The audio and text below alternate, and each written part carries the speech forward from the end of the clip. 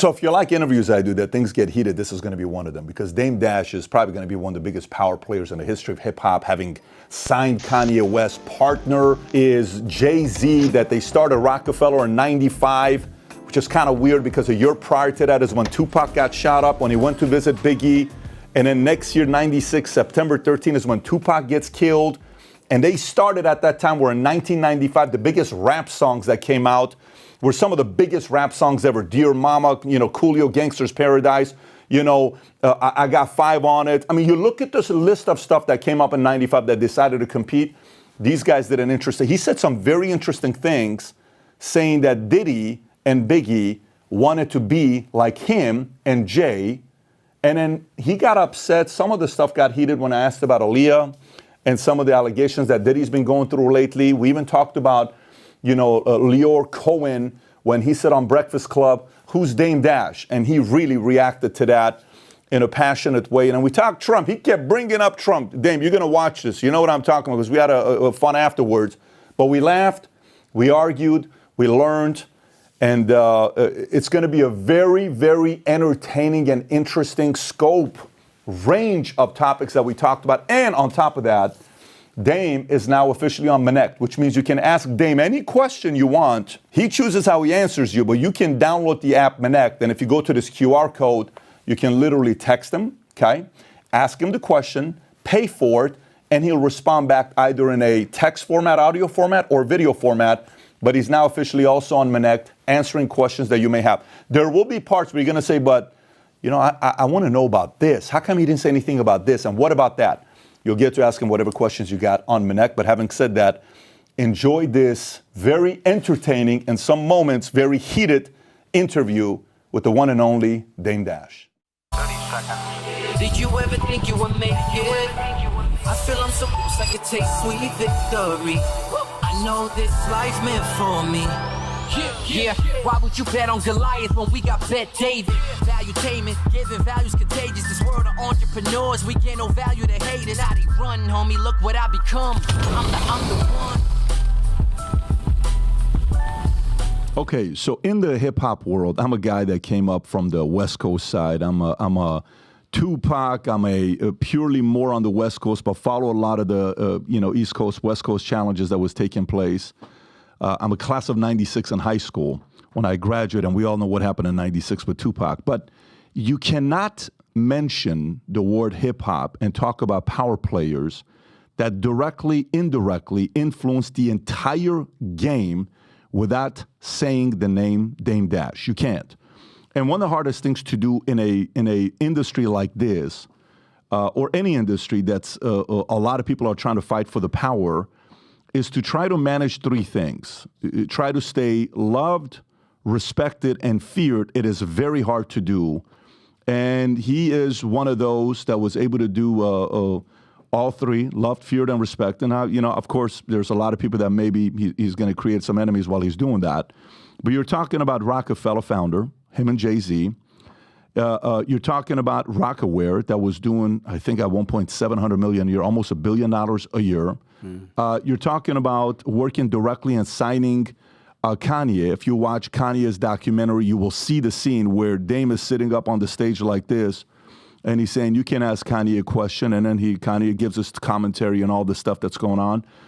Again, we can go on with names left and right, and obviously with all the issues that's taking place right now, recently within hip-hop, there's a lot of names that are coming up. A lot of the raids. I don't know if you know this, one guy named Diddy was raided, his house in LA and in Miami.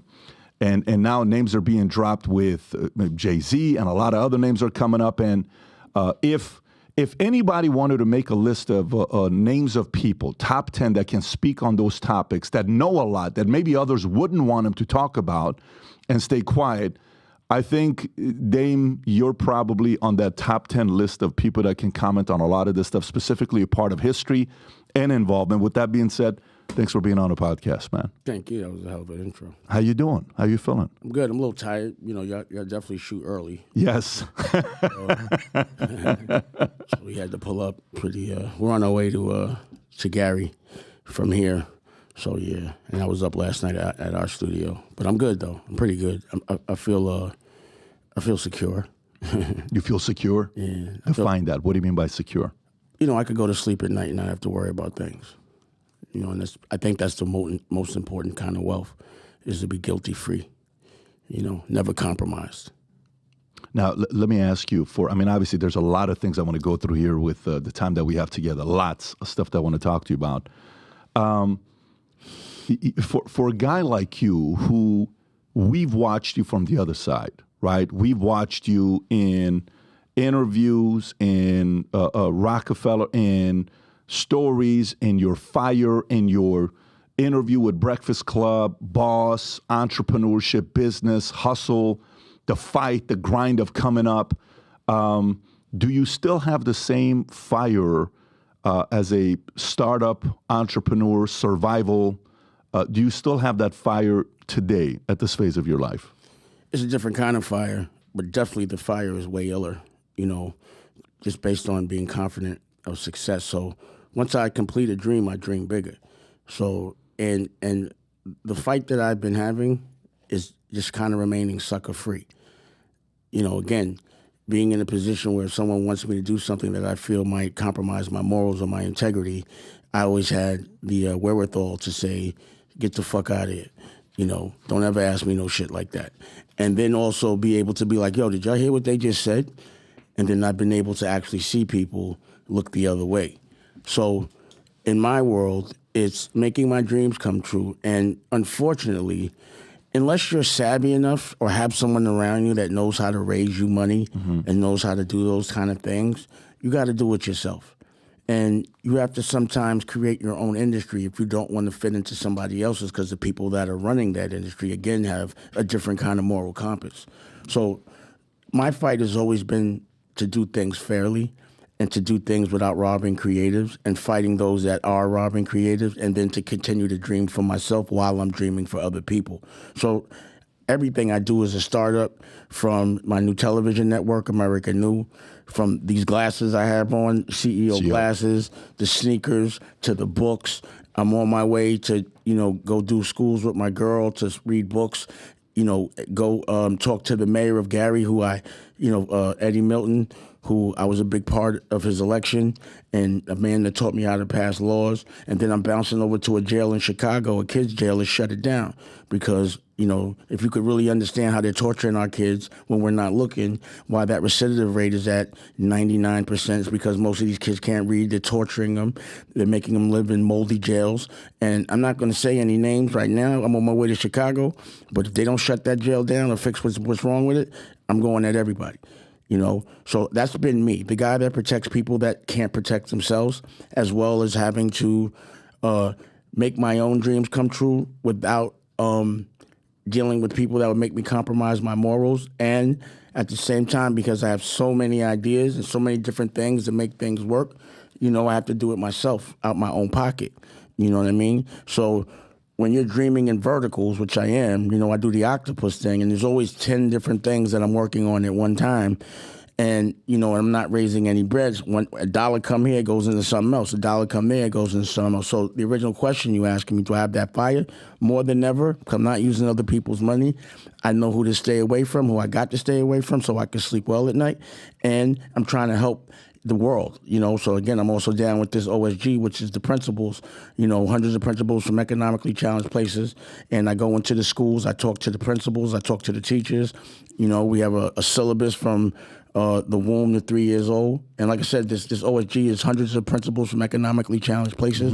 And what I do know and what I'm conscious of are the real problems, the things that make the cycles continue to happen, where it doesn't behoove us, but it behooves somebody else.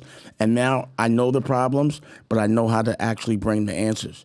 And I can do that through entertainment. I could do that through, education. I could do that through anything, any language you speak, I can speak to you through that language. So yeah, the drive is there more because I know how to fix the things that are wrong. Very cool. So and Dame, for you, where did you get your mindset from? Because I've had a lot of from Harlem, Italian, and from Harlem. So Harlem. But from did you see Paid in Full? Yeah, the movie Paid in Full. But what I'm talking about is, like, I have New York. was also filled with a lot of Italian mobsters, right? And they ran it in a certain way. And you're coming up from Harlem, and you're doing what you're doing. Was there any inspiration that came from how the Italian mob family built what they built, or not at all? Definitely. A big influence was The Godfather. So I read the book when I was younger because I wanted to know what he was thinking as opposed to what he was saying. And the ideals that came with being The Godfather. But also a big influence was, the people that I grew up around, my family. Honor and integrity looked so cool. The Godfather and the way he carried things, it just was cool to do things in a way that, because honorable's not always convenient. It's never convenient. There's always a test that comes with it to see if you're going to do what's the right thing or do what's easy or what appears to be. And, The God, all those movies, I'm young, Scarface. Was it direct contact with any of them or not at all? What you mean? So, for example, I've had Sammy the Bull on. Oh, did I know any Italian? Yeah. Well, I had a barbershop on 112th Street. And this dude named Chill sold it to me. And we used to sell weed in the back and had the barbershops in the front. And apparently he had bought it from some Italians on 116th and Pleasant. And, they were trying to take the shot, but he sold it to me. So I had to go down to Pleasant with him, and they were like, hey, Chill, you got a lot of nerve coming down. And also I went to school across the street from Rayos. So I went to Manhattan Center, so... we had interaction, and then, there would be funerals I would go to for people in my family, like my grandmother and all that, and the whole mob used to be there, so, yeah. Really? Yeah, but I can't really talk about that. Who had the biggest influence? I know you talk about... So many different people, man. And I guess what I'm asking is, who toughened you up? Who taught you street to know how to take that mindset of street of the word you said, sucker free, right? Because a lot of times... As the saying goes, when a man with money meets a man with experience, the man with money leaves with the experience. The man with the experience leaves with the money. Okay? So how do you go from that world to in the business world and then, hey, $19 million, you book Jay-Z on a tour, and then boom, you're doing deals with all these bigger guys. How did you know you could handle sitting across the table from these guys and negotiate with them? So if you saw Paid in Full, that was a story that really happened. I'm about to do the TV show on my own network or collaborative with another. But when you're in survival mode, and the people around you bring you up a certain way. Like I was born into an honor code. I never knew anything different, and there was always accountability. So if I did something that would be against the grain, it would be like having a business and a board that would just be very, like you did. Like I wasn't allowed to have a tattoo while I was in the street. I was taught that. Like I was taught how to do everything. Like unless, to me, the only way, and to me a successful criminal, if there is such a word, is one that never goes to jail. And the only way you can do that is if you're advised by an OG or other criminals that have done it before. So I got a formula of how to survive, and it was just being thorough and acting a certain way. And it's nothing that is innate. It's people teach. That's why we need men in our lives. Men need to be raised by men, or at least someone that can give them, with a little more testosterone than estrogen. And again, if you do some clown shit, I got a whole team that's going to be on my head, And then when you become at a position of a leader, you have to lead by example, because what you do, your crew will do. So if you're a goofy, you're going to have a goofy crew. If you're late, your crew's going to be late. I would never send anybody in my crew on the front line to do something that I wouldn't do myself. So, being a boss means caring a little more about your crew than yourself.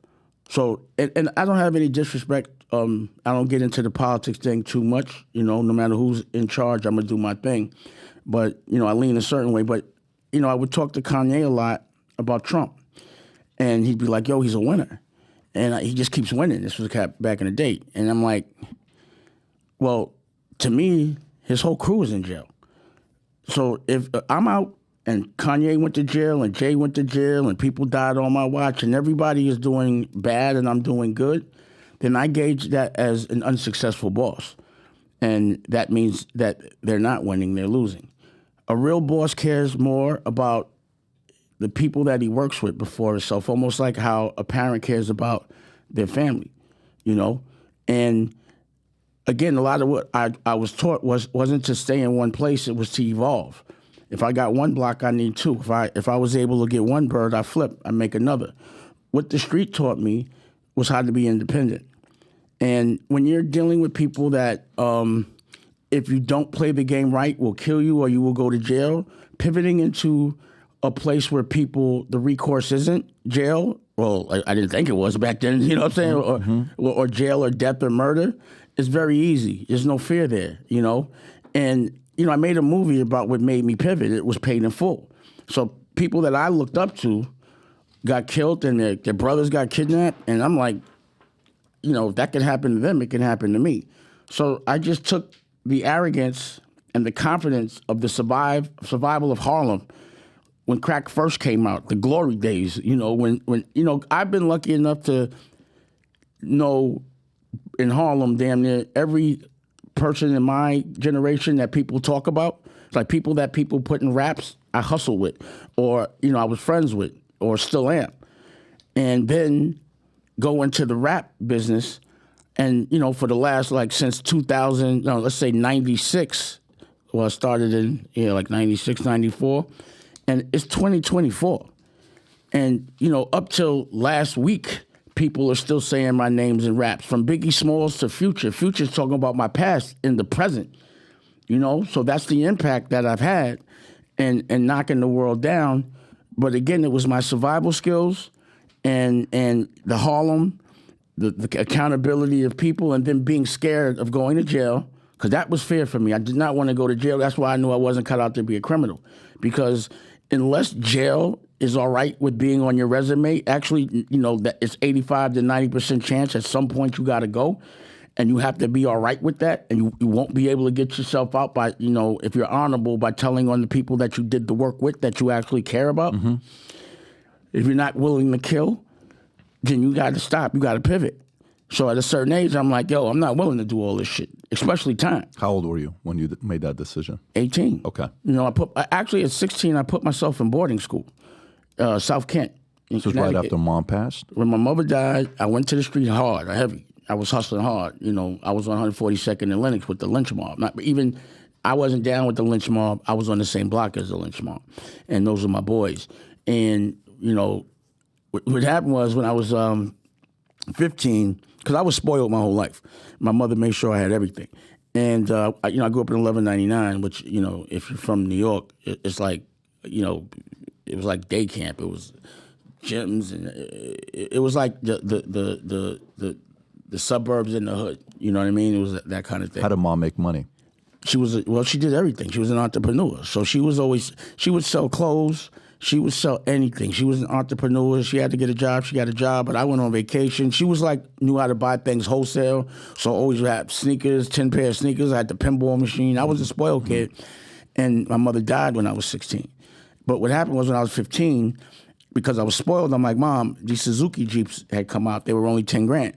And I'm like, Mom, can you buy me a Suzuki? She's like, man, you can't even drive a car. You're 16. You can't get in New York. You can't get a license till you're 18. So I got kicked out of every private school that you could get kicked out of, and they put me in Manhattan Center, the one that's across the street from Rayo's. And I grew up with legends like Carlton Hines, and it was an ill time over there. That's where I learned the game. And, my mother died. Well, I started to hustle there, and then when my mother died when I was 16, you know, my homeboys, they started to do things that I wasn't ready to do. They was my age. They started catching bodies. And I had the opportunity to have a scholarship years before because I used to box at the boys' club, but I went and got homesick. And they were like, if you ever want to go, go. So when my mother died, that year I hustled hard. My boys started to get a little crazy.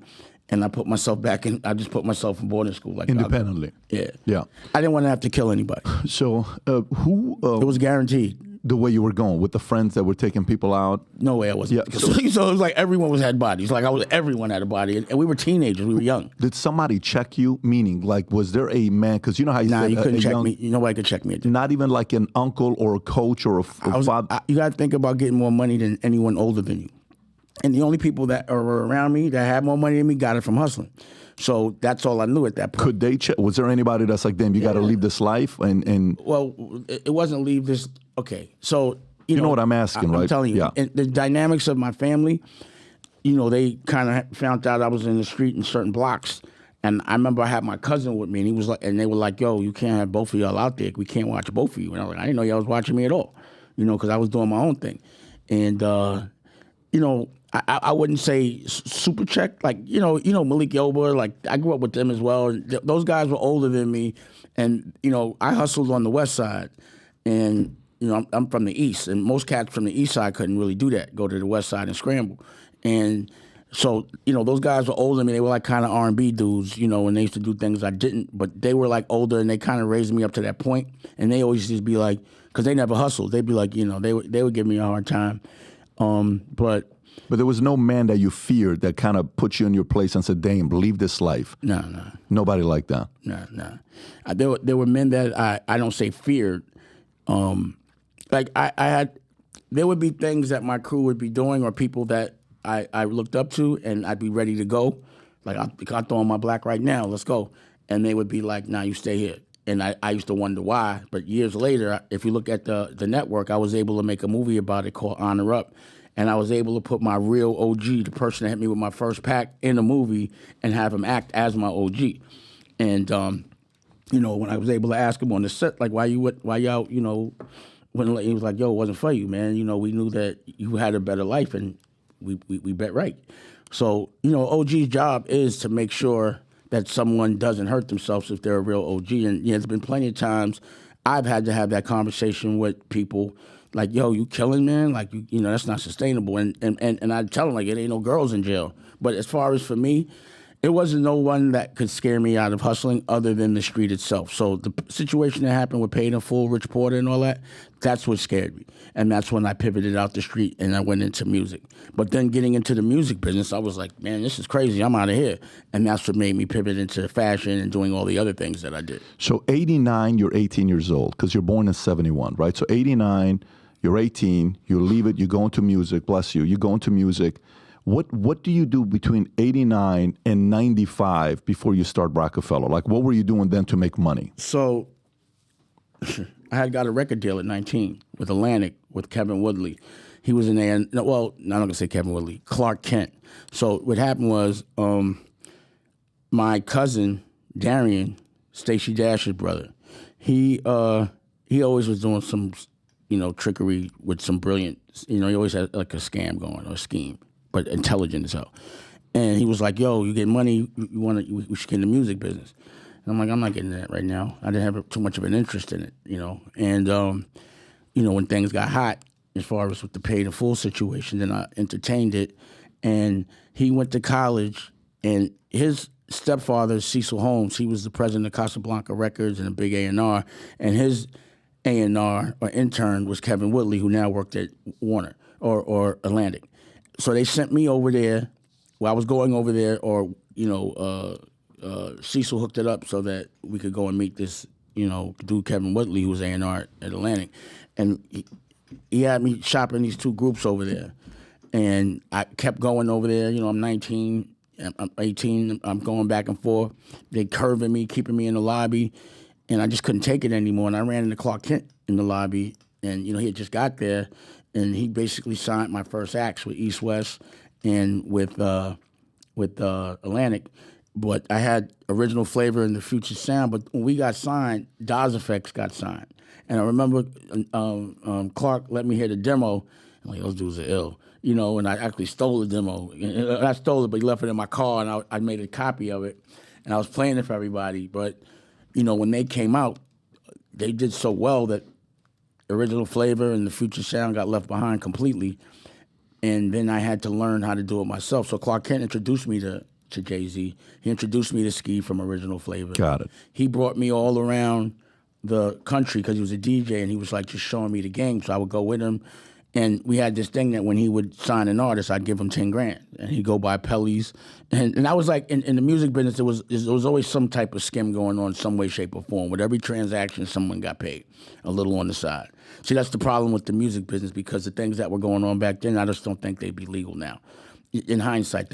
So that wouldn't be legal today to do. He worked for Atlantic, and he's giving me. I got it. Makes sense. Totally get it. So a lot of times with people selling away, a lot of suckers, like what a lot of people do is they have access to somebody famous or somebody that people think that can get them the plug. They'll make you like, if you want to have a meeting with such and such, they'll make you pay them. And then they won't tell the boss. They won't that they actually just got some money to let this person come in and meet you and not breaking bread with purely for an introduction. You're getting paid, and then it's on you to close or sell or do whatever you do. Yeah, but you don't let the person that's doing that know. Got it. So again, it's like the government, man. It's people that don't use their own money that pay a lot of people. They pay who they want to pay.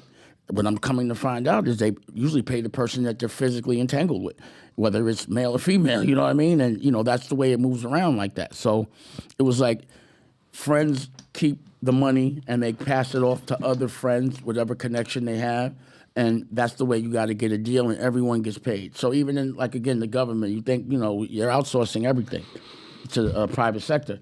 So, you don't think anyone's ever getting some kind of, everyone gets a kickback. That's all it is. Sure. I mean, that's how the whole lobbyists make their money. It's another form of lobbying, right. what you're saying. Just like raising money. You raise money, you get a promote, whatever. Right. It's the same thing, bro. So Clark Kent from Atlantic is giving you these guys, and he's a DJ. You give him $10,000, and that's so. So then through him, you meet Jay. Yeah. At this point, before you met him, did you know? Have you heard about Not Jay? At all. Nothing.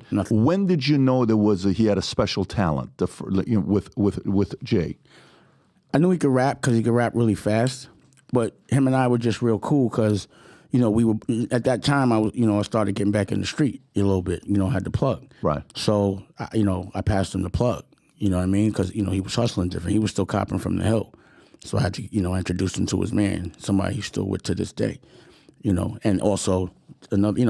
I just what I usually do is come to a block and be like, you're not hustling right. You know what I'm saying? And I'm like, get him out of here, cut the middleman out, get it, and that's what I kind of did. Like, I didn't even want to, I don't even get to that story, but, it was like, we just started to kick it and do things in the street but not the street, but, elevate whatever game that he had, as well as us being on the road and him rapping with original flavor. And, for a long time, I shopped Jay to every single record company. They all said no. Kevin Lau said no. Lyor said no. Lyor said no? Yeah, Kevin Lau worked for Lyor. And wow, they all said no, bro. Every single one of them.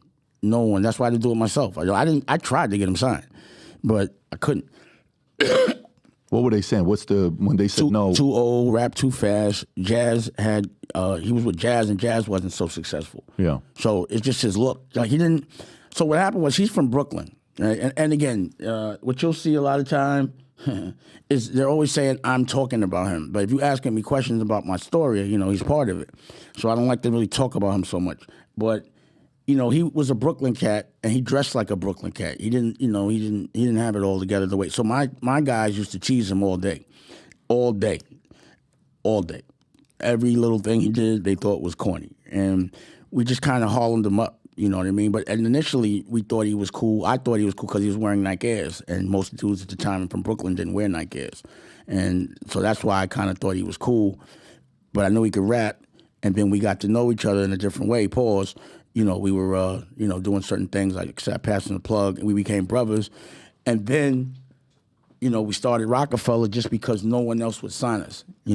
That's it. That's it. So let me ask you. So was there? How sometimes we tried it the easy way and it didn't work out. And again, if I'm a thorough person that comes from a certain cloth, if I walk in a room full of people that are completely different, raised different value systems, and they're asking me to do certain things, like the day we did the deal with Def Jam as a co-venture, Lyor asked me to go fight another black man for him. And I'm like, are you fighting any of my battles? But he tried me. It was like immediately he tried me to make me fight his battles in a culture that wasn't. And I just knew how to say no. Like, what I can do clearly is, it doesn't make me, because I'm a businessman. See, creatives, it's hard for them to say no. They're non-confrontational. They speak through their art. And you can push a creative to do things in the moment because they don't know how to verbally defend themselves. With me, I have no problem being honest and telling you the truth. I don't have a problem asking for my money or saying how much am I getting paid or how much are we getting paid, how we break. Those questions that make people, especially creators, awkward, don't make me feel awkward, So that was always my job. What a great combo, though. Yeah. What a great combo. It's a 1-2 punch. Right. That was fantastic. So let me ask you, you know how when I was 21 years old, I'm broke. I got nothing going on. There's this Denny's we would go to, and I would sit with one of my friends, Saul, who's upstairs right now. And it was me, him, and another guy, and we would dream, hey, one day we're going to do this, and we're going to take over the world, and blah, blah, blah, blah, blah. Here's what we're going to be doing. Did you and Jay have that moment, and then you said, you know what, screw it, we're going to call it Rockefeller? And is it, called after Rockefeller because we're going to become tycoons and moguls? Was there a moment between the two of you? It wasn't between the two of us. It was a crew of us. But I used to sit and write and plot all day, and I still do. So if you ask my crew now, the first thing I do when I get up in the morning is we get around the table, get the colored papers and the markers, and we talk about how we going to eat. It's always been that plot and plan, always. And it was more like a moment that we were in St. Thomas, me, him, and Biggs, and we were like, fuck it, let's just do it ourselves, But we always knew we had to do it ourselves. It kind of felt like, at least I did, just based on the way the system was set up. And no one in that business listens to you unless they have to. You understand what I mean? Like, a lot of times people that are in a position of power in the music business are in a position of power because, again, they're willing to compromise and do things that, the average man would not do. And, I wouldn't do that. So then at the end, you get people that have funny ways in those positions that only look out for people that they have things on. And they only listen because they don't like a person that will compromise everything to get to the top. But once they get to the top, that person that they didn't like and disrespected before, that might got sent to the store or sent to drive someone's car, all of a sudden they're your boss. And you hate that person, but you have to listen to them, right? Because they're going to be now the person in position of your destiny. Even in the music business, like I'll know a PD, like a program director or someone that does the videos, and or works in a position where they can help an artist. And when they walk in the room, every artist and everybody kisses their ass. The minute they lose that job, no one talks to them no more. Because they don't have to. So I don't talk to people unless I want to, which may not be the best business acumen, but based on the temperature right now, I'm really happy I stuck to my guns. By the way, I just Googled right now, 95, top 40 hip-hop songs of 95. Okay, so this is when you guys start Rockefeller. Here's who's on this list. Number 1, Dear Mama, Tupac. Okay. Then they have Mobb Deep, Shook Ones, Part 2. Then it's KRS-One, MCs Act Like They Don't Know, right? Then you have Loonies, I Got 5 on It, which was a big hit. Method Man, I'll Be There For You, You're All I Need to Get By, featuring Mary J. Blige. You got Old Dirty Bastard, Shimmy Shimmy Ya, so that was a big hit. GZA, Liquid Swords.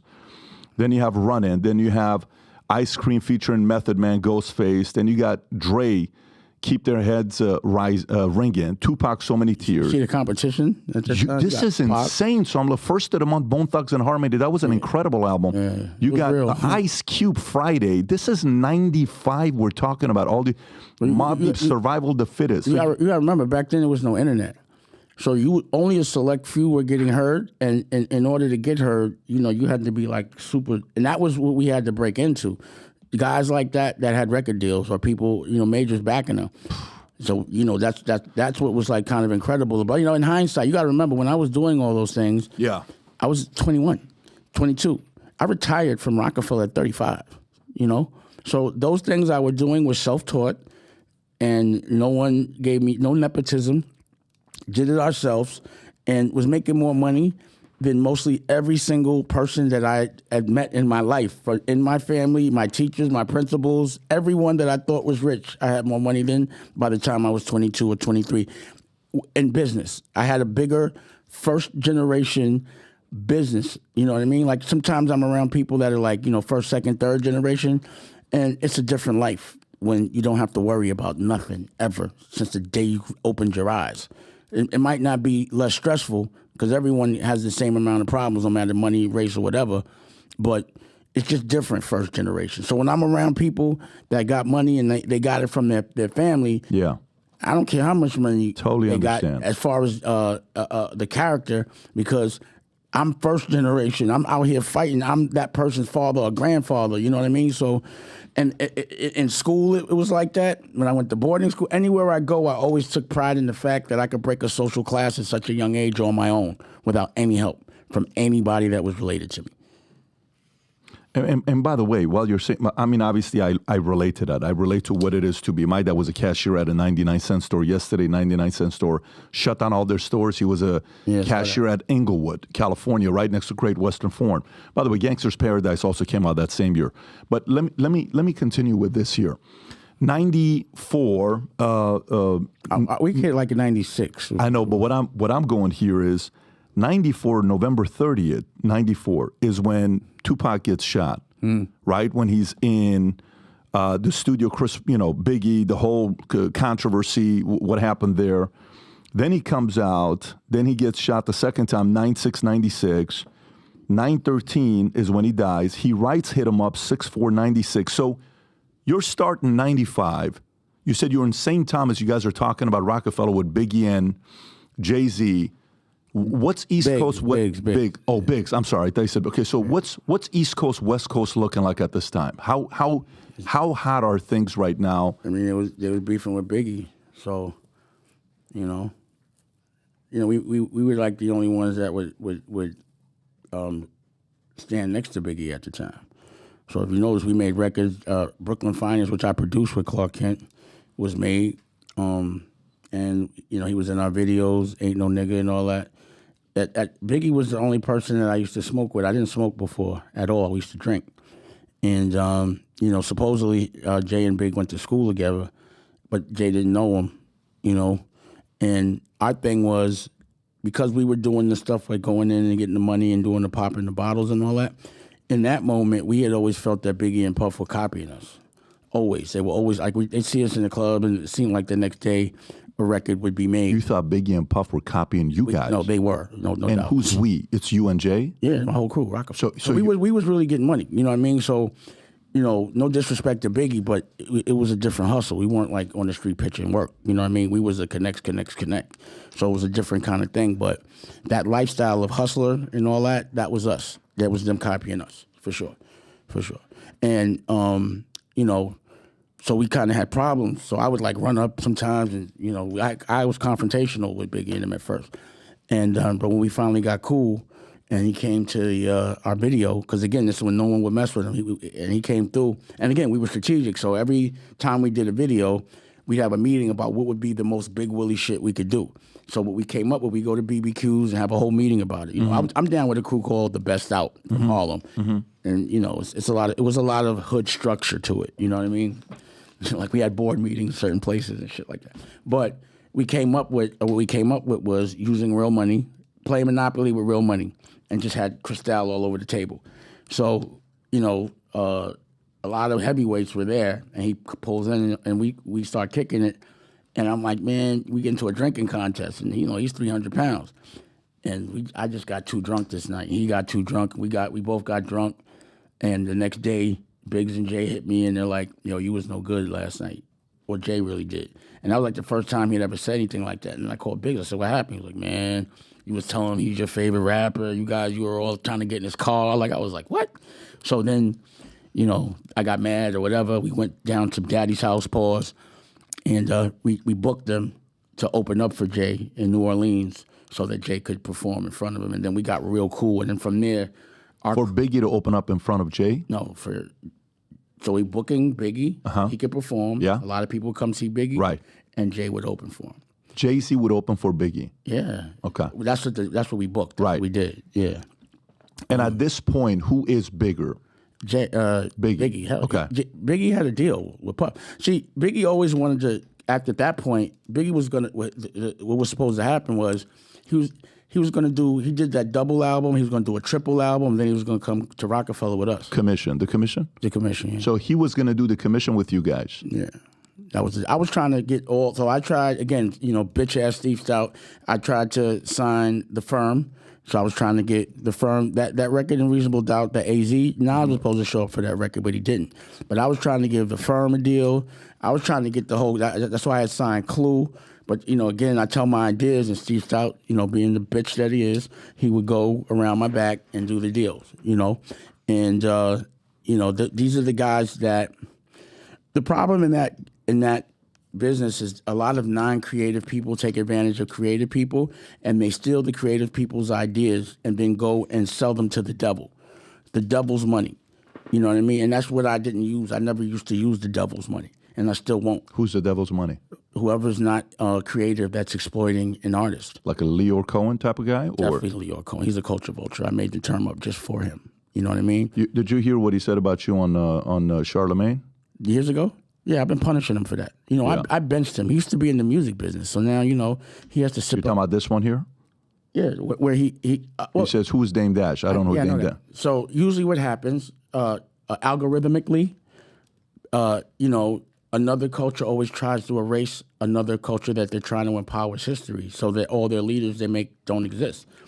So that's exactly what they do. They try to erase our history. But the thing where he had the gall was that he did it on one of what's supposedly our platform in front of our people, and he did it so recklessly that he was unconscious that we were all watching. So to sit there and say, Damon, I don't know him, what are you saying when he's not around? You're trying to act like he doesn't exist because you want to take credit for everything that he did. And that's what Steve Stout did, and that's what Lyor does. If I'm a person that won't let you rob an artist and your business model is robbing artists, of course you're going to try to paint a picture of me doing things I'm not, or being difficult, because I'm difficult for you. Right. I don't let you rob the artist. Can you play the second half of that? Just press play real quick. You trying to trigger me? Really No, rough. not at all. Particularly because I on think women. you've already addressed it. But I think it helped change the course of the crack epidemic. Oh, this is him saying I don't know what's this opioid thing, man. that he got Being a it. crackhead wasn't would cool you- back then. Being a What? crackhead wasn't cool. Now they seem like they're making it cool to be drinking lean and syrup and It's to the be on most the dangerous. pill. It's the Perks most and Molly's dangerous and- thing that's facing our society. Are you? So why sign an artist that would promote that?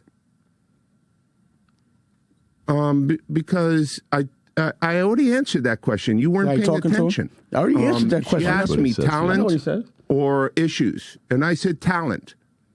But I have to. I can't give up on people. But I'm saying that's hypocritical, though. You're saying the It's opioid problem's a problem. opportunistic. Yeah. I got people to feed. We're proud. I got a business to run. You're gonna make Dame Dash take this clip and call you a culture vulture. Who's Dame Dash? The one that brought called him you a up? culture I don't vulture. even know him. I don't even know him. So How many times have you bring had him- meetings his with name him? Up. I don't even know. How him. many times So, have you sat with him for him to say something like that? That's why it's ridiculous, and everyone laughed at him. I couldn't even count the times how many times he sat with me. You know what I mean? I was his boss. That's how I looked at it. You know what I mean? I was representing my company. He was representing someone else's. So he needed you because you were bringing opportunities to him. Well, he needed volume for his company. Makes sense. Yeah. That's what they needed. You know, Right. but it wasn't his company. It was Universal's. They had got bought. Got it. And what I never liked about that situation is how did he keep a job and Russell didn't? You know what I mean? Yeah. And then they got Russell sitting in the lobby trying to get a deal. I'm like, yeah, I can't do that to Russell. It was Russell's joint. And that's what usually happens, right? The person that starts it, like a Russell, ends up not getting completely the credit for it down the line. So he's going to take credit for Def Jam too. In a minute, he's going to say he don't know Russell. You know what I mean? That's what they do. And the thing that was problematic about that is I didn't like when Charlemagne said, you're going to make Damon call you a culture vulture. Why didn't he just call him a culture vulture and check him right there? And that's the problem I be having with people from our culture. When they got that culture vulture on the show, like a Noriega or whatever, they never ask them the real questions. But they'll ask me everything under the sun. Mm-hmm. See, I say things in public because I'm cool with the accountability. Challenge me. Show me where I'm wrong. Show me a tape or a video with some receipts that prove me wrong. And I'll have a conversation with Lyor, Jay, Steve Stout, any one of those people that have been painting a picture of me being a certain way so that other people won't work with me. I would challenge each one of them and we could, let's see how many people are mad that you've robbed and see how many people are mad that I made rich. You understand what I'm saying? And when you hear this, I'm difficult yelling. I've been working with principals that always, if you personally have had an experience with me that's been pleasant, why would you listen to someone say that they've had an unpleasant experience? And the person that's saying they've had an unpleasant experience is usually someone that has way more pleasant experiences robbing artists. I'm just the guy that checks you for robbing artists. You know what he does now? Yeah, he works at YouTube. He does customer service. Can you pull it up? See, he's the global head of music for YouTube. Right. So that's the reason why they're suppressing CPMs, and they don't give you the full benefit of it. And they're not. YouTube is knocking. You're on YouTube, right? Yeah, of course. You know your CPM? Yeah. What is it? It varies depending on what it is and what companies advertise on. No. It's programmatic. The CPMs is what the money you get from the commercials that you don't get.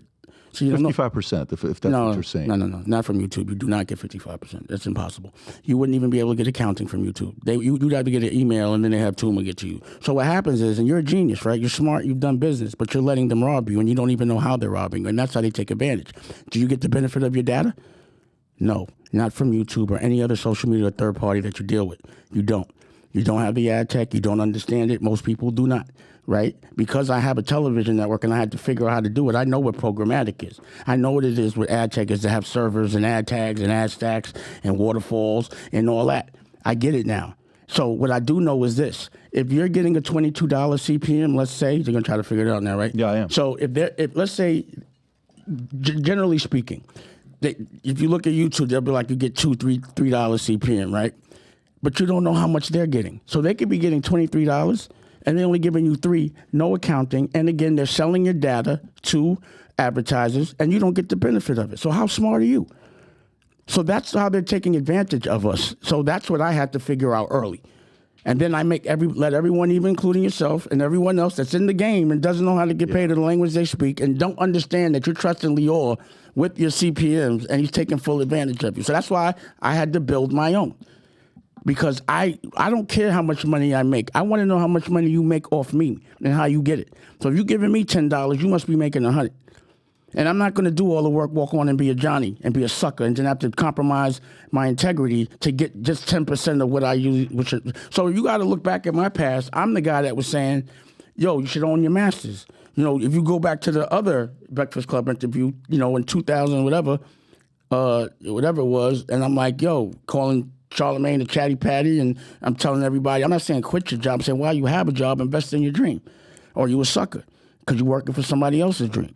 And I know you got to pay the bills, but there's 8 hours, there's 24 hours in a day. 8, you working. You got 16 to do other things. It's interesting to me that this guy goes from there to not being YouTube global head of music. Yeah, because he knew how to rob music. He invented the 360. Yeah. So now he knows how to rob. Digital is a whole new world. It is. I mean, YouTube, AI. So think about this. Like, you know, like I said, I do this thing with the principals.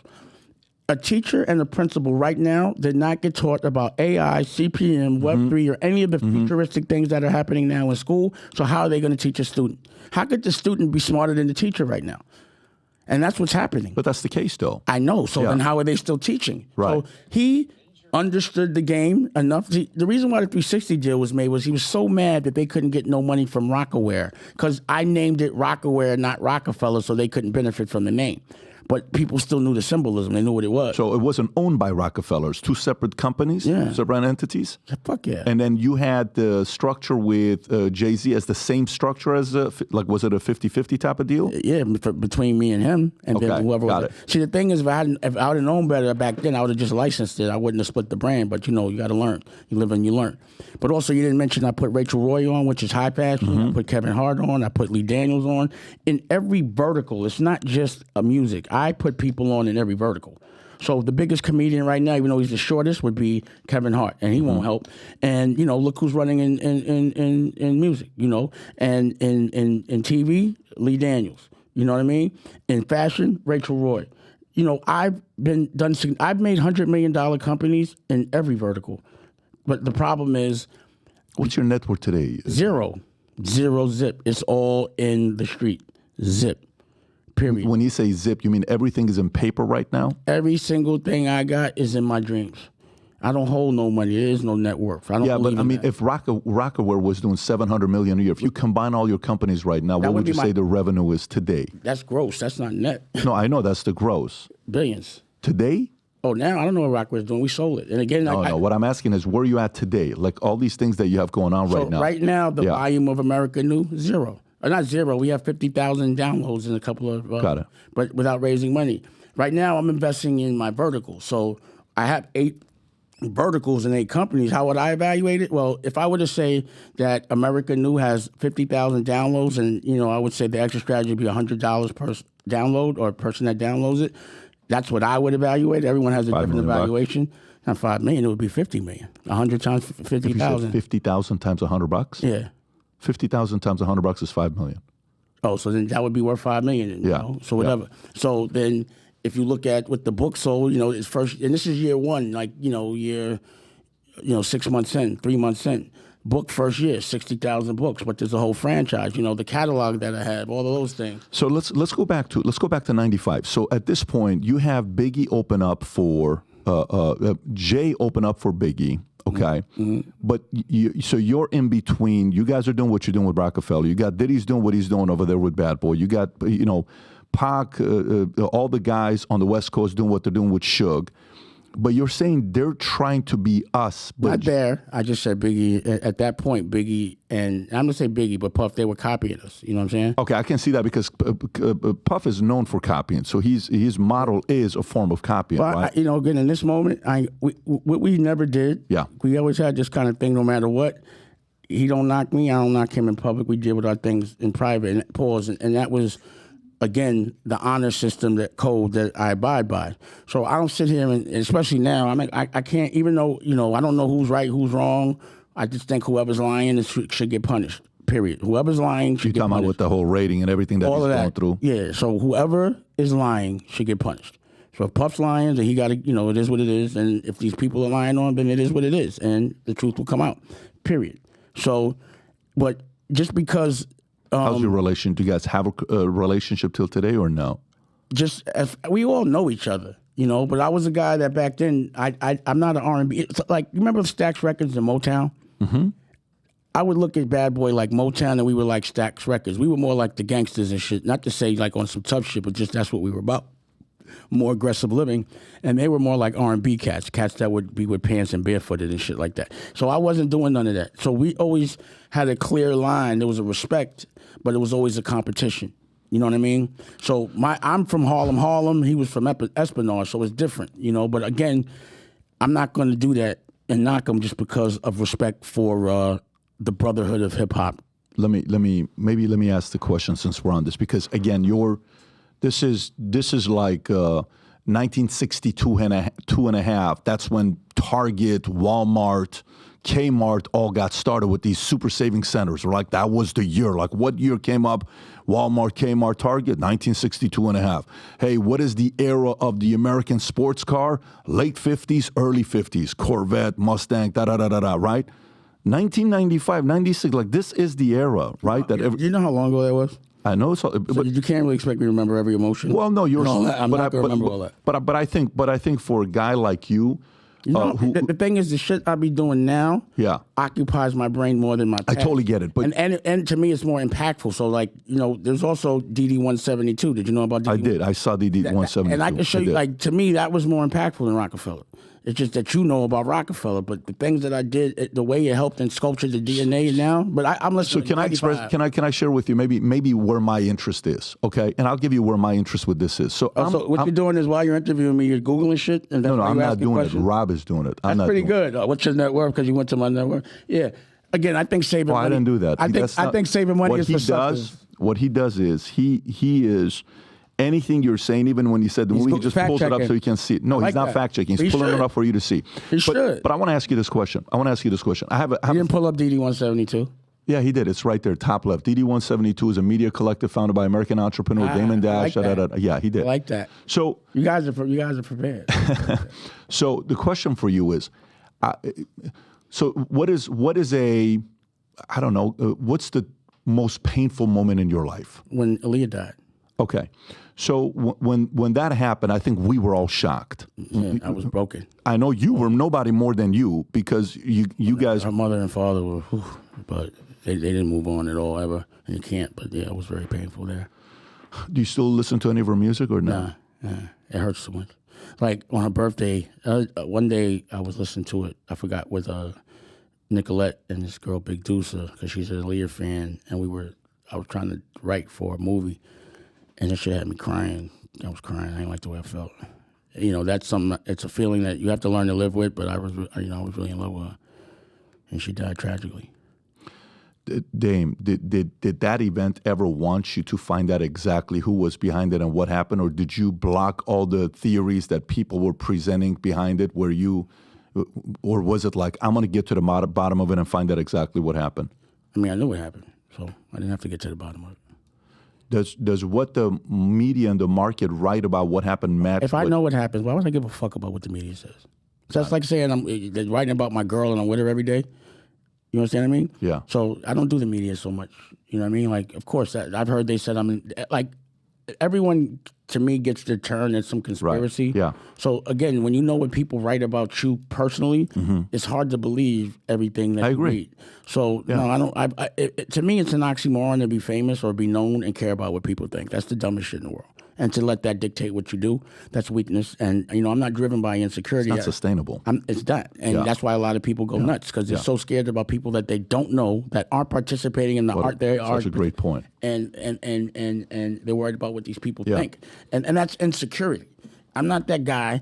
I've never presented myself as that guy. You're May 3rd, right? Yeah, I don't usually care what people think, other than if I respect exactly what you've done and you've done something that I need to do or I'm trying to do. But other than that, unless you're my family and shit, I don't care what nobody think. I'm not going to listen to a conspiracy theory if I know the truth. But I'm not going to tell you what the truth is in this moment. We in public. Okay. There's a lot of truths that I know that because I'm just not a sucker and I don't feel like dealing with certain things, that I'm not going to come out publicly, because a lot of things I've been saying and exposing years ago, no one said shit until just now. So if you remember, I was beefing with Harvey Weinstein. I'm beefing with Lyor. I'm beefing with Steve Stout. Most of the people that I'm beefing with, and I'm saying beefing because they're conspiring together, having meetings about how to put me out of business and stop my cash flow. Yeah. That's actually happening. Do you believe in accountability? Of course. That's what's happening. So wouldn't you want to hold people accountable for what they did to Aaliyah? Yeah. So wait. What happened to Aaliyah that I don't know? What are you talking about? Can I give you what I've... But don't tell me what you heard on TikTok. No, not TikTok. Oh, okay. It's not TikTok. Because you're smarter than that. No, it's not TikTok. So I always listen to the man that's asking me the question. Right. And I know the nature of the question by the intelligence of the man and what their intention is. So just be selective about that question. Yeah, I mean, listen, and what I respect about you is, Dame, you can simply say, don't want to comment, don't want to say anything, no problem. We'll move on to the next thing. What I'm going to want to know is why. Right, no problem. And then there'll be accountability. Well, for me, I got 4 kids, and when you see somebody like this who had an incredible voice, and she was in that one movie with Jet Li. What did you hear, though? What did you hear? What did you hear? My question is, why are you saying a conspiracy? No, it's not a conspiracy. So what I heard is she's coming up, and the whole challenge where she used to be married to R. Kelly. She was 15. She wasn't married. 15 years old, right? She can't be married at 15 to a grown-ass man. I know, but... So then why would you still listen to him knowing that they said he married a 15-year-old? Well, that was the issue. That you knew it was illegal to be married to a 15-year-old, and the dude could actually put out a fucking album that says age ain't nothing but a number. That's right. And y'all gonna listen to it and not say a word. That's where people should be ashamed of themselves. I'm with you. I agree. So but what's the conspiracy? So then it's not even the conspiracy. So then, R. Kelly and her, then... You don't know the conspiracy. Then Jay. You're looking for a conspiracy?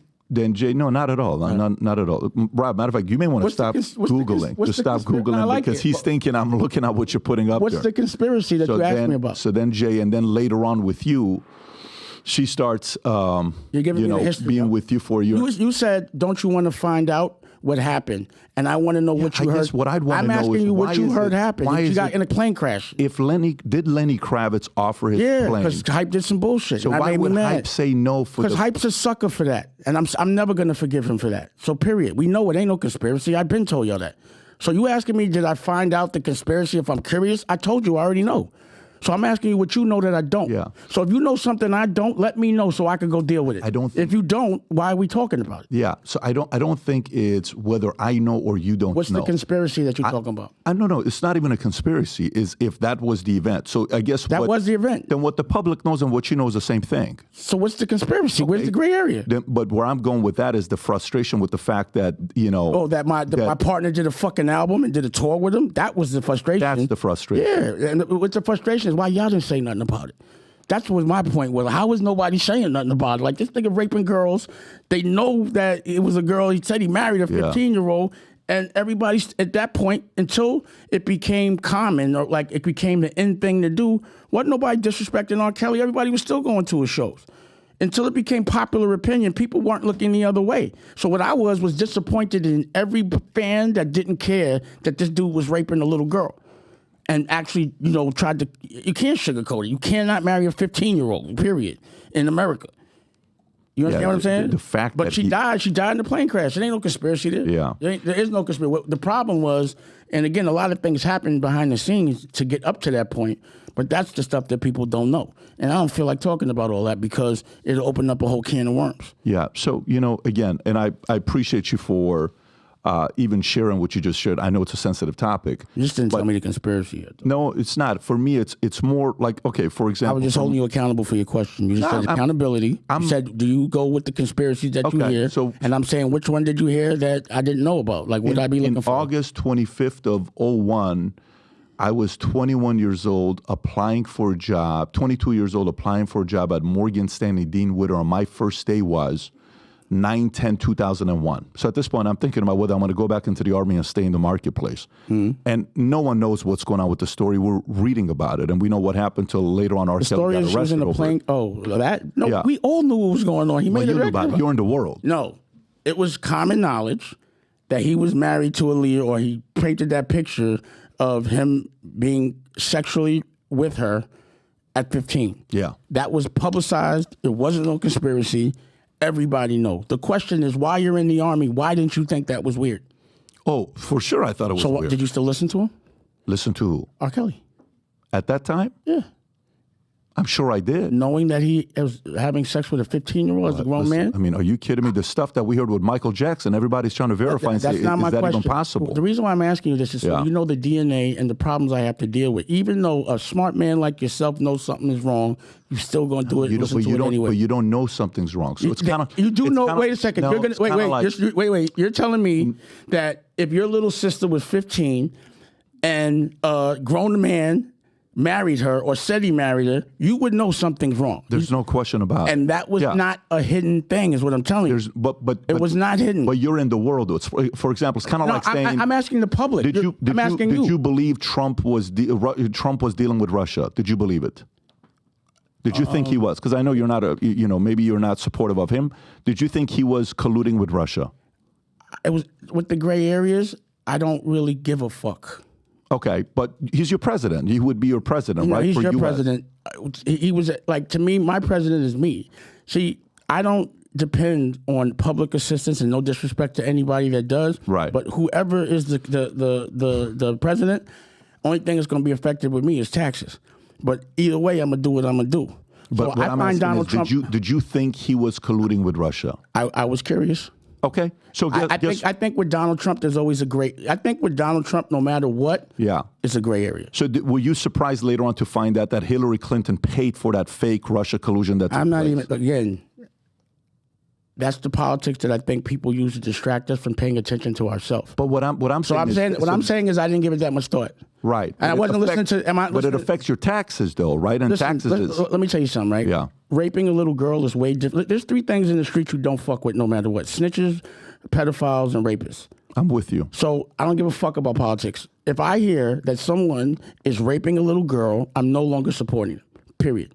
And just because everyone else isn't looking the other way doesn't mean that you shouldn't. So you as a common person that was, not to say common, but a person that you said was in the audience, I'm curious to know.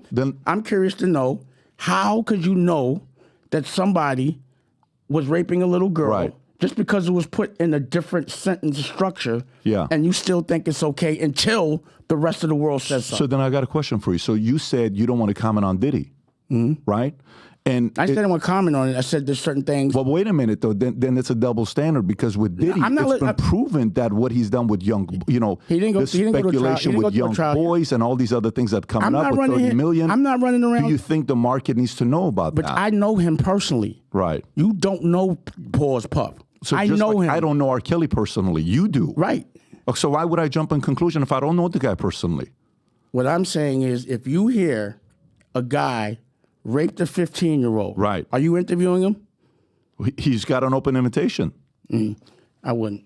I know you wouldn't. Yeah, that's where we differ. So I guess what I'm saying is, what I was asking, and again, I'm not saying I still fuck with Puff at all. I'm not saying I ever did. It's just, it's not for me to knock anyone down while they're down, unless I had a personal problem with them. But doesn't mean I'm gonna fuck with them.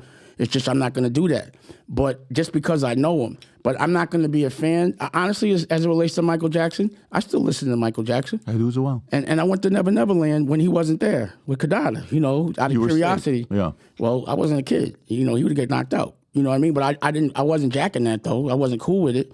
So I'm just saying, I wasn't a fan of him. How could you be a fan of a person that you know? And the reason I was using you is because what do you think the average person is doing? They see things that are immoral. They look past it until it's public opinion. And I'm a person that can't look past things until it's public opinion. So put it like this. If I had a problem with Puff, and I may or may not, it didn't just start after everyone started having a problem with him. I was never at none of those parties. You never seen me in no real pictures with him other than the last 20 years. And I was at his party once at the Hamptons with Aaliyah, Jennifer Lopez, and the Tiny. But that's it. And we left early. But just because I don't fuck with someone publicly or privately, it don't mean I'm going to diss him publicly. But if you diss me publicly, I'm getting at you if I know you. So then let me go. But I was just trying to say the temperature. Like, we're in a world that people look the other way. Because I agree. Again, what I said about Trump, is it all right that his whole crew went to jail? Just answer that. I think. Is that a good boss? I think no one is being. I didn't ask you that. I'm asking you, is it all right that his whole crew went to jail? I don't think anybody is being more demonized and character. I didn't ask you that. Don't Republican me. Stories. I want you to answer my question. I'm an independent. I'm a registered independent who liked voting for Clinton, and I voted both sides. I'm just asking you a question from an independent. If somebody's whole crew went to jail, are they a good boss? Yeah. Yes or no? It's a yes or no. But I don't know. But I don't know. Yes or no? No, but you're also not giving the right answers. Yes, I am. No, you're not. Yes, because you're a part of, Dame, respectfully. Respectfully, I respect what you've done to the space you've been a part of. Mm-hmm. It is very hard to make it to the highest level. I got a lot of respect for you. It depends on what you consider the highest level. Well, where you have influence and you're able to sit down with bullies. You said you like to bully the bully. You know what's one of the affirmations I teach my kids? Yeah, we do have bully the bully. Absolutely. I tell my kids. Our new record is Punch You in the Face. That's our anti-bully record. Yeah. So, but the point is, a lot of the things you talk about with raising boys, family, those things, we may be on the same page. In a situation right now when I'm bringing up Diddy, the only reason I'm bringing up Diddy is because... You can bring him up. Yeah, the last 2 months, every day something new is coming up about You can't not bring him up. Listen, he's the topic of conversation. Right. You can't, unless you don't bring him up, you're not going to trend. So maybe you got to bring him up. Let me ask this other question. Are you familiar with Jaguar, Wright? I'm not friendly with her, but I remember her when we did the Unplugged. The MTV Unplugged, the Heart of the City. I think she was doing the... She just sang background, but that's the only time I remember really interacting so much. I always remember us being cool. There's now some rumors circulating, and you can shut it down the second I say it, that there was a tie with... Jay-Z had some stuff to do with Diddy, and they're kind of both being, aligned and quiet about it. They're in a lot of pictures together. So, yeah. What about it? I don't know. I haven't been around them in the last 10, 15 years. Got it. Okay. Like, you know what's great? I don't know about certain things because I haven't been around. That's the reason why. That's fair. The reason why I pivoted because the gray area thing. Yeah. I don't play those games at all. So whatever was going on, I just never even engaged, indulged, or anything. Not even looked the other way. Doesn't look at all. I just left. So you don't see me in none of them pictures. Has the Fed at all reached out to you for information or no? I haven't been around him like that. I'm not around him like that. Just because we black don't mean shit. No, that's not it. But you guys were partners. Like that's a partner. Oh, me and Jay? At one point. Oh, why would they reach out to me for what? I don't know. If they want to say, hey, is there anything you want to talk to us about, with what happened? They've never reached out to you. Nah. Because they're reaching out to a lot of weird people right now. I'm not weird. Okay. They're not going to talk to me. I'm not weird. All right. So let me ask this other question. Well, maybe within this context. I hope they don't either. They better not come knocking at my door with that bullshit. I ain't got shit to do with none of that. So let me ask this other question. You see, I'm out of there. For me, class of 96. See, I'm the only one that can still talk. I'm the one that can come outside. I'm not hiding because I ain't got nothing to hide. And that's what I mean. I can sleep at night. Well, that's what I'm saying. There's I think no gray area. You would be the one that they wouldn't want to talk. They would be worried about you knowing stuff. you gotta remember, like, people that are committing crimes only tend to commit crimes around other criminals. I'm not a criminal like that. I'm not gonna. They're not gonna do things on my watch that I'm not gonna be all right, because they know I'm gonna say something. So if I see anything that's unsavory or someone tries me, I'm not keeping that a secret, because I'm not scared of the recourse. I have no fear of any of those people. That's why I could say no, because there was no fear. You can't even ask me certain questions, because you know you're gonna get embarrassed. That's what's gonna happen. You know what I mean? And if I lose that fight, I'll lose it, but I'm fighting it, and everyone gonna know what I'm fighting about, and I'm not gonna be scared of not being able to get a check from somebody, because I'll go earn my own. Or like you said, or like I said, because I'm not worried about what people perceive as a win, I'm worried about being creative, and love is my currency. I care about being able to walk in here with my family and be able to work with my family, do books with my family, go to schools, go help close down jails. Like, I think there's way better stuff that I'm doing, and that's what I noticed. What they don't talk about, what no one makes a big deal until it's too late, is, damn, I'm going into schools 3 or 4 times a week and talking to kids and teaching them how to dream, and I'm going into jails trying to get the recidivism rate down. That's the shit that matters. None of this bullshit matters. What's happening with the government, no matter who was president, them kids in Chicago are still sitting in a warehouse with no fucking outdoor space, and with a 4th grade reading education, and they still foaming at the mouth because they're giving them drugs to get out of jail called the CUT program. And they're breathing mold in the air. And we forgot about the kids. We got bigger issues. I'm not worried about other people's problems. I'm worried about my culture, the people I love and how they're being oppressed, and the cycles that need to stop, and the people that are enabling us. And that's who I be going at. Success for me and how much money I make is how I move the needle for my culture. And I'm not talking about black, white. I'm talking about creative thinking. I think politics are dumb. If we're both fighting for America, how are we going to fight each other to fight for one thing? If I'm trying to save a block and you trying to save my block, I'm not going to fight you to save the block. We're going to fight together. So instead of worrying about the bullshit, we need to worry about what's going on with these kids, why they can't read, why do they build a jail cell for every time a kid can't read past the 4th grade? That's the problem. Is why is all this independent sector, the government with these big budgets, paying people to do things for the people, but they're not looking at where they're spending the money or how they're spending the money? How could a kid's jail be $1.2 a bed for a child, and they don't even let him buy a real toothbrush? That's the problems that I'm dealing with in this moment, is education and teaching, my culture. If you could, half the people that give a fuck about Trump or Biden, they probably don't even know how to get a law passed. They don't know how to lobby.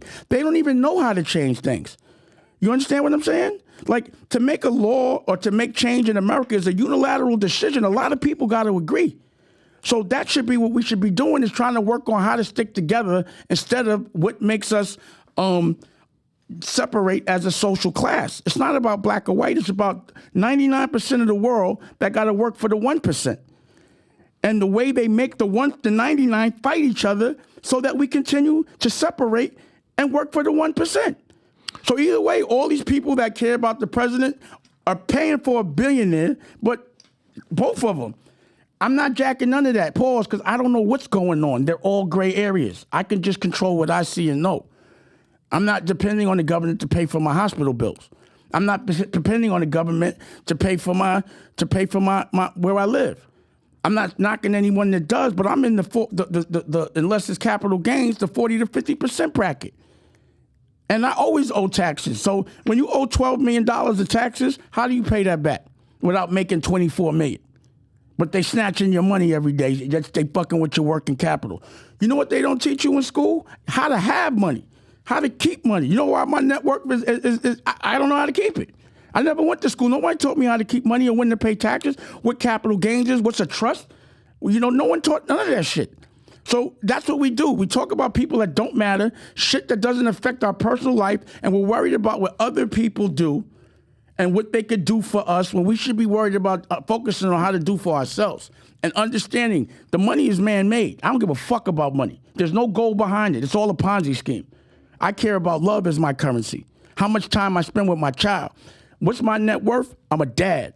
That I pick my kid up from school and I bring him to school. And I can bring him to work. Then I can bring him to a jail. I can bring him to a school. And he's going to watch his daddy be a superhero. That's all that matters to me. So when you look at all these so-called moguls, you don't see their family life. You see contrived pictures of something that doesn't even matter on a red carpet. And their children aren't with them. I'm at home with my kids, and then I'm being creative, and I'm creating my own. Like, I direct my own movies. I get them funded or fund them myself. I put them out, distribute them myself, and then I put them on my own streaming service. That's amazing. To be able to write a book and sell 60,000 books by myself and you don't know it, that's amazing. That's impressive. To have my own sneakers, to have my own, all that shit is amazing. Yeah. To me, I'm not worried about that bubblegum shit. That's why I left it. You understand what I mean? But I'm not going to be grouped up, never. And the feds don't need to call me because if they watching or listening, they like, yo, this motherfucker just living a nice, pleasant, boring life. The only lawsuit you're going to get from me is I yelled at you. That's it. You're not going to get none of that old funny shit because that's not what I do. There is no gray area with Dame Dash. And the receipts are there. Period. I tape everything. So, yeah. That was great. By the way, why do you think crime is so high in Chicago? Because it's such a big state. You think because it's a big state? Yeah, it's like 16. See, there's plenty of big states, but why is Chicago so high? Go Google it. It's the reason why they say the crime rate is what's relative to how many people are there. So many people get killed because so many people are in one spot. You understand what I'm saying? It's just a big spot. That's why it is. But I would say the reason why is because the government enables the kids. They're not doing anything to stop it. It's happening worldwide. They're getting kids used to going to jail. So you think what it's happens bad policies? I just think that if you put a kid in a situation where he has enemies and then take him away to go to jail and come back and put him back in the same situation, he going back to jail. I think if you don't educate a child and you disenfranchise his family, you're going to jail. Rob, could you pull up the clip? Could you pull up the clip by Ice Cube? I'm curious, and I still have one last question within that context that I go back to, but I want to play this clip for you. Here's Cube with Bill Maher, okay? And I kind of want you to hear this and tell me if you agree with him. Go for it. Okay, let's take rap music. Let's take it. Same people who own the labels own the prisons. True. So, literally the same people? Literally the same people who own the labels own private prisons. So, you know, it seems really kind of suspicious, if you want to say that word, that... It seems obvious. You know, the records that come out are really geared to push people towards that prison industry. But they didn't make you write those lyrics. It's not about making somebody write the lyrics. It's about being there as guardrails to make sure certain songs make it through and certain songs don't. Certain flavors are exposed on the record. You know, some records are made by committee. Meaning record company guys sit around and tell the artists, this is hot, say that, do this. We're going to have this guy write the lyrics. We're going to have that. So the narrative is really kind of, you know, structured and really made into what the record company want the record to be, and what a lot of artists are frustrated with this kind of music making. You know, a lot of people, you know, feel like they're being controlled by the label. You can this stop is right how they there, Rob. do it. What are your thoughts on what he's saying here? It's true. It's obvious. You never told me if a boss is a good boss if his whole crew goes to jail. Not Trump, just in general. If his whole crew goes to jail, he's around the mob. Right. If his whole crew goes to jail, is he a good boss? You ever been to jail? Can you answer my question? I don't judge it that way. I'm asking you a question. I wouldn't judge it that way. Okay. So you don't judge a good boss by how good his family rolls? Well, let me ask you a different question. But I'm asking you a question. How about I ask you a different question? Here's a question for you. I'm asking you a question. How do you judge a boss if 47 people around them get killed? I didn't ask you that. Oh, it depends. If it depends on if it was 4,000 people and only 47 got killed, then I'll say that's not a bad odd. Got it. Then it depends. Would be the answer, I asked right? you if his whole crew goes to jail. Yeah. Is he a good boss? I thought you were trying to unify. Now you're trashing the president. I'm not. I mean, what kind of a unifier are you? What happened? Wait. Choose a position. No, don't. You can't tell me what to do. Tell me. Listen. You're not listening. Yeah. I'm not saying that about Trump. I'm saying that in general. Yeah. Forget Trump. If you're a boss and your man right there and everyone that's in here goes to jail but you, are you a good boss? So was Sugar good boss? You're not going to answer my question, huh? Because it depends. It's the same answer you gave. I'm not talking about another man. I would tell you it depends. Okay. So it in depends. what way could your whole crew go to jail and you're a good boss? But in what way can 47 associates close to you get killed? What does that have to do with what I'm talking about? I'm asking a question from you. But you're not answering mine. You're not answering mine. Because I'm giving you the same answer you're giving. I didn't give you. Wait, I'm asking you a question. No, I'm asking you. All I said was. It depends. I didn't say it depends. I said did. if a boss goes, if his whole crew goes to jail and he does not, is he a good boss? I'm not talking about Trump. You are talking about. No, I'm not. You know how many motherfuckers I know whose whole crew went to jail? Yeah. That's just the shoe fits wearing. I don't have no beef with. Listen, let me get it clear. Tell me. I'm not in here to be Trump bashing or Biden bashing or any of that. I'm just asking you a question of logic, not about politics. Dame, do you think racism exists? So you're not going to answer my question. But I gave it to you. I said it depends. That's not an answer. You know that. Do you think racism exists? Of course it does. It does. Yeah. I'm racist as fuck.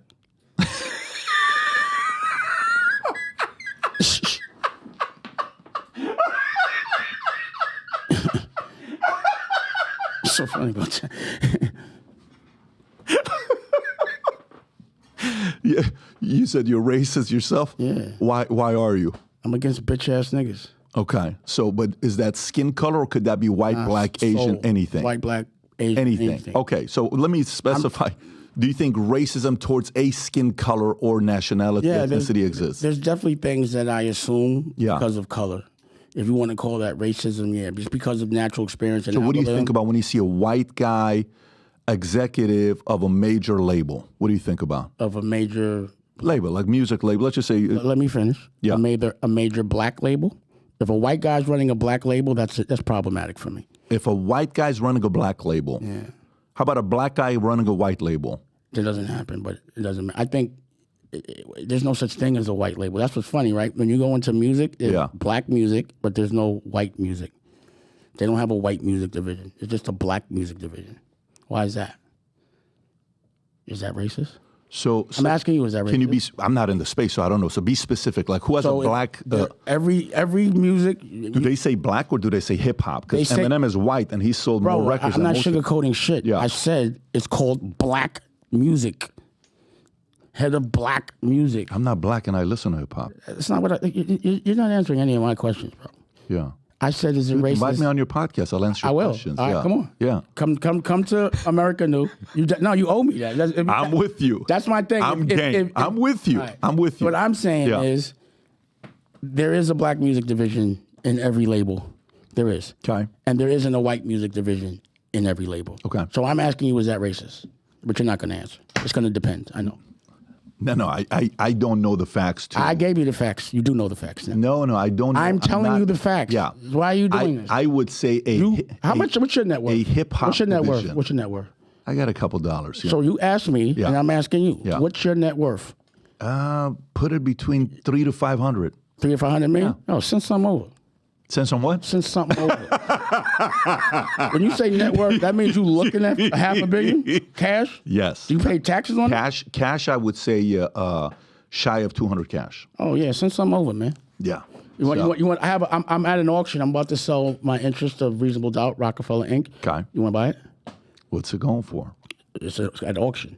At auction? Yeah. Tell me, send me an information. I'll look into it. I'm telling you. Send it to me if it's an auction. I'm talking. I'm going to be able to bid. No, you said auction. So as an auction, you said how much is it? It says at auction, but you have a judgment. So once anything I have past a feeling judgment, our dinner would be 10 times better than this podcast because you're paying for it. I don't have a problem paying for it. There's no question. Can I ask you this one selfish question? How do you look at $500 million? I would blow all of that shit. Well, how did you save it? You save it? You just look at it? Yeah. Well, what do you look at? You look at your money? But you ask how often do you look at your bank account? Like say, let me make sure I got it. Once a quarter, I meet with my guy. You meet your guy? Yeah. Once a quarter, we meet with the whole team. It's too hard. saving money is so hard. When I'm saying saving it, like when money's sitting, there's so many laws that come with it. And unless you're savvy about how to hold it, you're going to lose it, man. But you know what it is? So hard. Pause. Well, I lost everything at 23, 24, 25, the first time I made money. 23 years old. I just supposed to lose everything. Get it. But the I point lose is, everything every year. But let me tell you, when I hit rock bottom at 25, my entire mindset changed. What's rock bottom, jail? No, I didn't go to jail. What was rock bottom? No, rock bottom is... What's your version of rock bottom? Lost financially. I'm about to file bankruptcy. I don't have a penny to my name. That's not rock All bottom. my credit cards are maxed out. Relationships are gone. That's not rock Girlfriend, fiance, and I'm about to go back into the military. To me, at 24, 25... That wasn't rock bottom. That was rock bottom for me. You're spoiled. You're so funny. Let me tell you something. Rock bottom is when you don't have a place to live. Yeah. And you're a drug addict and you don't have your health. No, that's not. And you're not mentally stable. Financially rock bottom. That's financially rock 25, bottom. 25, everyone's financially rock bottom. Yeah, but these are the, you know what I mean? What it did do, you know what I did learn? Kids usually are in college, coming out of college with fucking debt right now. You know Warren Buffett, obviously. And you know Charlie Munger. Charlie Munger is his partner that passed away. Yeah. There's a book he wrote called The Poor Charlie's Almanac. It's a very good book for you to have in the house. Just kind of look through. They interviewed his kids, and they said, what did Charlie talk about during dinner with you guys? He said, that's the book right there, by the way. He said, Dad always talked about people he knew that could have been rock stars that totally ruined their lives because of bad decisions. He taught more how to make bad decisions and avoid them than how to make good decisions. A lot of times when we get money or fame or success, sometimes you don't know how to handle the limelight. Sometimes you don't know how to handle the money. How do you, again, how does somebody coming from a social class of 99% understand day one how to deal with zero? I'm with you. But for sure. But I'm saying at 24, let's say you're broke. It's hilarious. Everyone at 24 is broke right now. Just ask Gen Z. No, but what I'm saying. But I was a worker and I was a sales guy. I was a guy that actually worked. What I'm my saying is, ass off. I think it was way worse at the time than you thought. In hindsight now, the worst point of my life was living in Iran, going through a war till 10 years old, and we got bombed 167 times in a day. That's real stuff that we have. Where did that happen? Iran. You're from Iran? I'm from Iran. Yeah, I was born in 78. We left Iran at 89. So I lived in Iran for almost 11 years. Yeah. So, but going back, selfish question. Dame, say whatever you want to this answer. Okay. Just want to see what you're going to say. You do know I'm always going to say whatever I want. I know you are. I know you are. You don't ever have to premise it. Yeah. I don't need the permission. You don't need no one's permission. I know. But selfishly for me. Ask the question. Okay, Dame. Come on, historian. Here's selfishly. I'm not a historian. I'm high a lot. I'm very cloudy. Well, at this point, after spending an hour and a half with you, I'm probably high as well because I've been smelling it for an hour and a half. Well, I ain't been smoking it, but if I could, I will light up. Yeah. But here's a question for you. Here's a question for you. Do you know yourself? You don't have to say it. Do you know for a fact yourself who killed Tupac and who killed Biggie? I've heard. You don't know? I don't know. Okay, got it. I mean, all I know is what I saw on the documentary there, but I don't know if I believe any of that shit. Got it. Got it. So like the thing about algorithms is, and what I see, especially with social media and things that pop up on your phone, they just push certain things every day to where it becomes like, if you see something 7 times or someone tell you something 7 times, you memorize it no matter what. Like a song. If you hear a song you hate 7 times straight because your kid likes it, you're going to know the song. So there's things that I don't want to know about all day, but because they're put like this Puff situation, every day, all day, conspiracy be about Puff, conspiracy about Jay, conspiracy about this one, conspiracy about that one, all day long. I'm just happy that I'm not clear if it's true or not because I wasn't around those guys for the last 10 years. And I made the choice for certain reasons. So that should tell you enough. What was your reason? I didn't want to get caught up in the gray area. You have to be like, see, when Nancy Reagan did that slogan, just say no, I took it to heart. Just say no. You have to know how to say no. Be careful with that. She was a Republican. Be very careful. Why? See, what you're doing is trying to divide us. And I never said that I'm for or not for. I didn't say that. All I did was there's things about Joe Biden that I'll bring up that I'll say, you know what I mean? Yeah. But in one instance, just because I want someone to validate and I want to know what their morals are like. So listen to me. If I ask somebody, and this is not a question I ask about Trump. This is because I want to know the nature of the person. If you're doing well and the rest of your crew is not, are you a good boss? Now, there are people that will say yes. And then I say, I'm not fucking with that person. I don't agree with that. That's what I'm saying. Yeah. So that's the nature. So for me, again, I look at how people look at things to know how much business I want to do with them. Yeah. So if you're a guy that says, yo, if my whole crew goes to jail, that means you're going to sell your crew under the bus. That usually means you're a rat. And it usually means that you're getting people to do the work that you should be doing yourself. But I don't want anyone to ever walk away from having an experience with me. Now, look, even though maybe some of the people that I put on aren't having the best lives, but when Jay's not with me, he's a billionaire. Mm-hmm. Kanye, when he chooses to be, is a billionaire. Mm-hmm. Kev Hart, Lee Daniels, Rachel Roy. People don't walk away from me going to jail. They walk away from me going to a bank. Now, is that a good boss? That's a builder. That's a builder leader. Is that a good boss? I don't know if I define it as a boss. What do you define a boss? Leader. So we might have two definitions. Leader. A boss isn't a leader? Not necessarily. No, not necessarily. To me, you're not gonna like that you said that. You have to lead by example when you're the boss. I agree. So how is he not the leader? No, some people, when it comes on to... Then that's not a real boss. If a company can't run without the boss... We're probably saying the same thing. If a company it's just can't run... definition for me. If a company can't... And maybe the words are different. That's what it is. We're saying the same thing. But if a company can't run without the boss, you're not a good boss. Well, when I was 28 years old, I'll tell you this. So Dane... Everybody, listen to me. I made a record, because I'm also in a rock band called The Black Guns, and I have a record out coming out with... can he Google it or no? Yeah. 365. I wasn't mad. See, you think because I bring something up. I'm having fun with you. I'm having way more fun with you. I'm having way more fun with you. But I don't want you to have a bunch of Republicans on my door. You know what I'm saying? Like, I don't want that. I'm not here for that. You know what I'm saying? So stop that shit, that narrative. We're going to be lobbying Dame Dash to be. I knew once I saw the American flag, I said, oh, it's going to... we love America, man. I mean, so you're like would you rather have an Iranian flag I don't even care about that. Are you one of those obsessed kind of guys with this guy? Which guy? Trump. No, I love America. But motherfuckers are... I didn't ask you that. You know what I noticed? That I can't get a direct question out of people that love that guy. No, nothing. What do you want to know about the relationship? I didn't ask you your relationship. I said, are you obsessed with him? Because this is an... No, I'm obsessed with my family. My dreams are vision. Let me speak. What I see... that we're about to get into a big argument. No, we're not. Damn, don't do this. It's not an argument. We're doing good. It's not an argument. It won't be good unless there's an argument. What I see are people obsessed with him, living vicariously through him from a certain social class. Sure. And it's either they're really broke, without teeth in their mouth, and usually not the brightest, and probably never voted until they had to do this. Okay. And then I see people that sometimes have a lot of money that want their taxes cut. And for me, the reason why I can't get involved, because there are certain things that I can't look away from. So I don't get involved because, it might be in my best interest from the tax bracket I'm in when I have money to be a Republican. But I come from the 99%. But now I'm seeing a lot of the 99% of Republicans, and the whole Republican Party is completely different than it was before. You know, not everyone's wearing a suit at the Republican Party anymore. A lot of people don't even take showers. You know, there's no disrespect, but I don't even want to say it like that, but sometimes you see them. I want to make sure, I took a shower this morning. You look like part of the independent party. But it'd be people that be like no teeth in their mouth that are just obsessed with this man. And then, so I'm not mad at him because he hasn't ever really said nothing bad about me. And I was around him and his family, and I ain't going to, again, it's like when you know people, you can't just diss them. I can't do that. Even if there's a problem with the rest of the public perception, if we were cool at one point, we're going to be cool. But I just see that people are fanatical about him. That's all.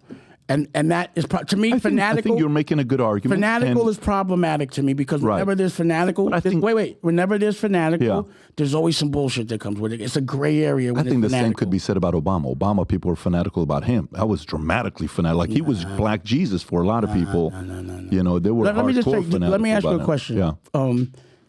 If there was ever a president of America from Iran, do you know what that would mean for the people of Iran?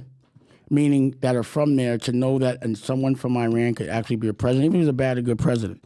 For us as Black people, we never saw a Black president. It didn't matter if he was a good or bad. Oh, I agree. You're taking it as a negative. I'm not saying it as a negative. I'm saying that guy was a hero. I was saying that the fanatical part isn't. I don't see the fanatical part you're saying. And if you can compare the two, that would be a little suspect. Oh, that's exactly. I mean, what you got from the Wasn't left. nobody wearing hats and doing all this violence and rushing the motherfucking ticket. Well, come on, bro. He actually turned white people into black people. That shit was funny as hell. He had motherfuckers breaking shit and running into stuff. That was a proper riot. Like, not only, and again, I'm not dissing the man, but I'm just looking at the circumstance. Not only did his whole crew. What do you have against him? What did he do to you? I don't have anything against him. Why does he trigger you? Why do you get upset about Trump? Why do you think I'm upset about Trump? You're trying to make that because narrative. you keep coming back 5-6 times. You brought it him. up. You just brought up. That's to me. Trump is. Tell me how I brought it up. Listen, Trump is white Diddy.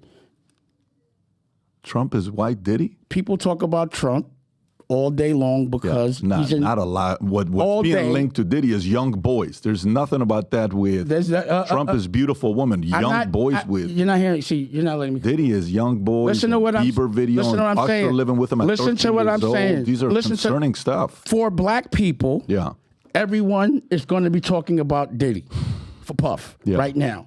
For white people, everyone's going to be talking about Trump. So Trump has the most charges out right now, so people are going to ask about him and talk about him. Diddy, Puff, has the most charges. Oh, that's what you're saying. Yeah, okay, that's why I'm asking you. You're asking me about, Yeah, but wait, no, it's not different. You asking me 30 questions about Puff, and me asking you 2 questions about Trump. Maybe the question is what you got against Puff. I don't. Why you keep asking me about him? Because I think he was behind Tupac's murder. So, but why you keep asking me? Why you? Because if you really want to know, but why you asking me about him? Because you're in the space. I'm not in the space. Now, that's racist. That's racist. Are you kidding me? From 95, 96, when the What year is it now? It's 2025. When Tupac died 95, that was 25 years. That was 25 years ago. And that's who I'm talking to, the most qualified guys from that era. I am not the most qualified guy from that era. Come on. I'm just black in that era. Dame, I'm asking I'm from the East Coast. I'm not.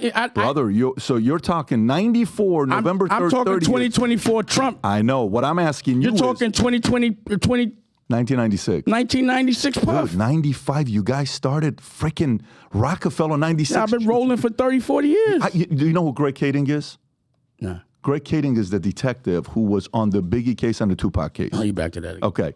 So it's so funny. Is that trending or some shit? No, it's not. I'm telling you. Like, listen, if you want to know who, I've interviewed everybody I can get my hands on with the JFK assassination. Yeah. I'm curious, guy. But I'm not that guy. I don't know. I understand that, and now I know that you're not the guy. So I never said I was the guy. I'm heartbroken. You know, tonight you're heartbroken because I can't tell you about Puff? No, because I was hoping to get more intel. Can you send me, you want to do an investment or something? You got $300 million. Let's talk some business. I don't want to talk no gossip. I want to get some money. What we doing? What are we doing? You let me know. Send something over. I'll flip it. Pause. Send something over. What are we doing? Let's see what we got here. Give me a second here. Okay. All right, I got a couple last questions for you before we wrap up. Let me see what you're going to say about this. See if we can even get an answer here. I'm hoping we can. Dame, from you? If I ask you a question, I ain't getting no answer. Dame, question for you. I'm not even going to ask you one. AI, how do you think AI is going to affect hip-hop? Hip-hop? Like, ChatGPT, people are sitting there, you know what I'm saying? I'm trying to process. I think that ChatGPT as relates to lyrics, I don't know that will help, but, it's cheating. But I think that if artist wants to be a boss and put his own stuff out, ChatGPT can organize a lot of business for them, like make decks and, that kind of thing. If you know how to use ChatGPT, it can help a boss cut a lot of costs. If you're dependent on people to give you a job, it might take your job. It depends on how you look at it. There's a yin and a yang of everything. There's a dark and a good of everything. You know what I'm saying? So if Dame today is 22 years old, how would you leverage AI today in hip-hop? If it's the 22-year-old Dame. There would be no assistance. You know what I mean? I'd be writing my own deck. You know how much notes, even down to like Zoom and AI while you do Zoom and all, just the little things, a lot of little things, and also organizing my thoughts. So like if I have a treatment and I wouldn't have to hire someone to write a treatment, I could have it write it for. There's a lot of things that if you know what AI does as a boss, you can eliminate costs. So if I look at AI, my perspective is how much cost can I eliminate by using AI. So this time, instead of paying a lawyer to write a legal letter, I just go to AI. You know what I mean? If there's some facts I need to know. You have to be smart to know how to use AI. Like, if you're good at movies, you can make scripts with it. It doesn't mean it's writing it for you. It just organizes it for you.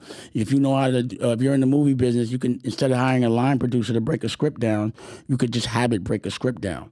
So it takes a lot of the little jobs away that cost $1,200 here, $1,500 here, just to take notes or just to organize or just to break things down. It does a lot of that for you.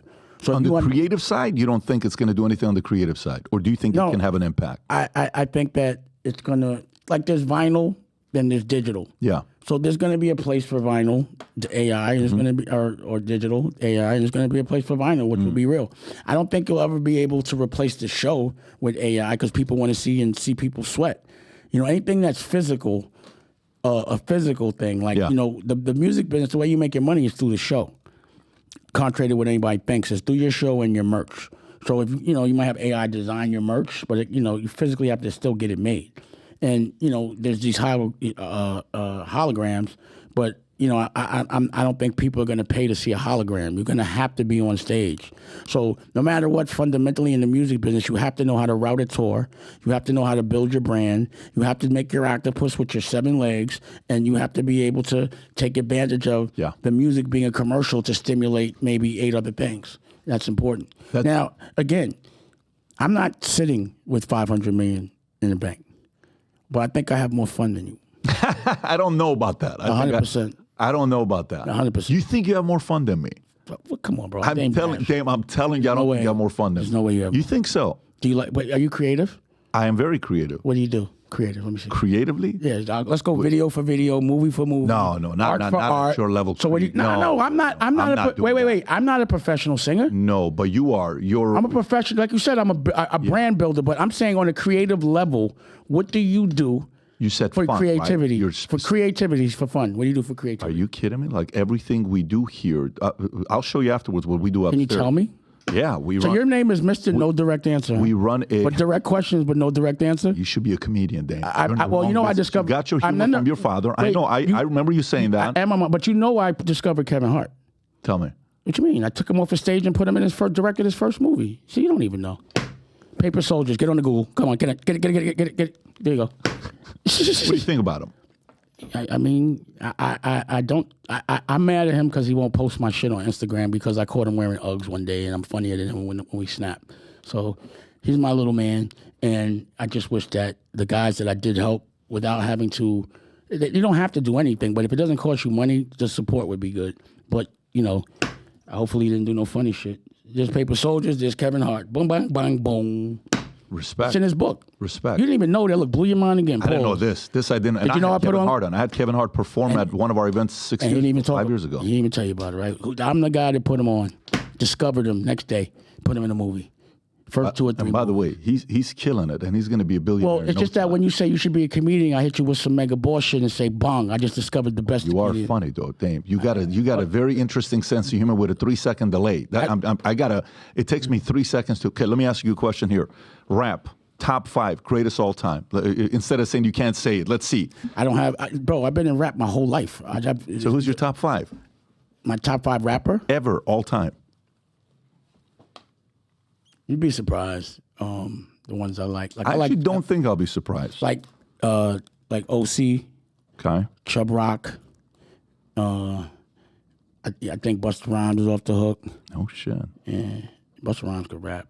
Most Def. It's too many. That's what I'm saying. It's like a lot of people that I like for different reasons, as far as rap goes.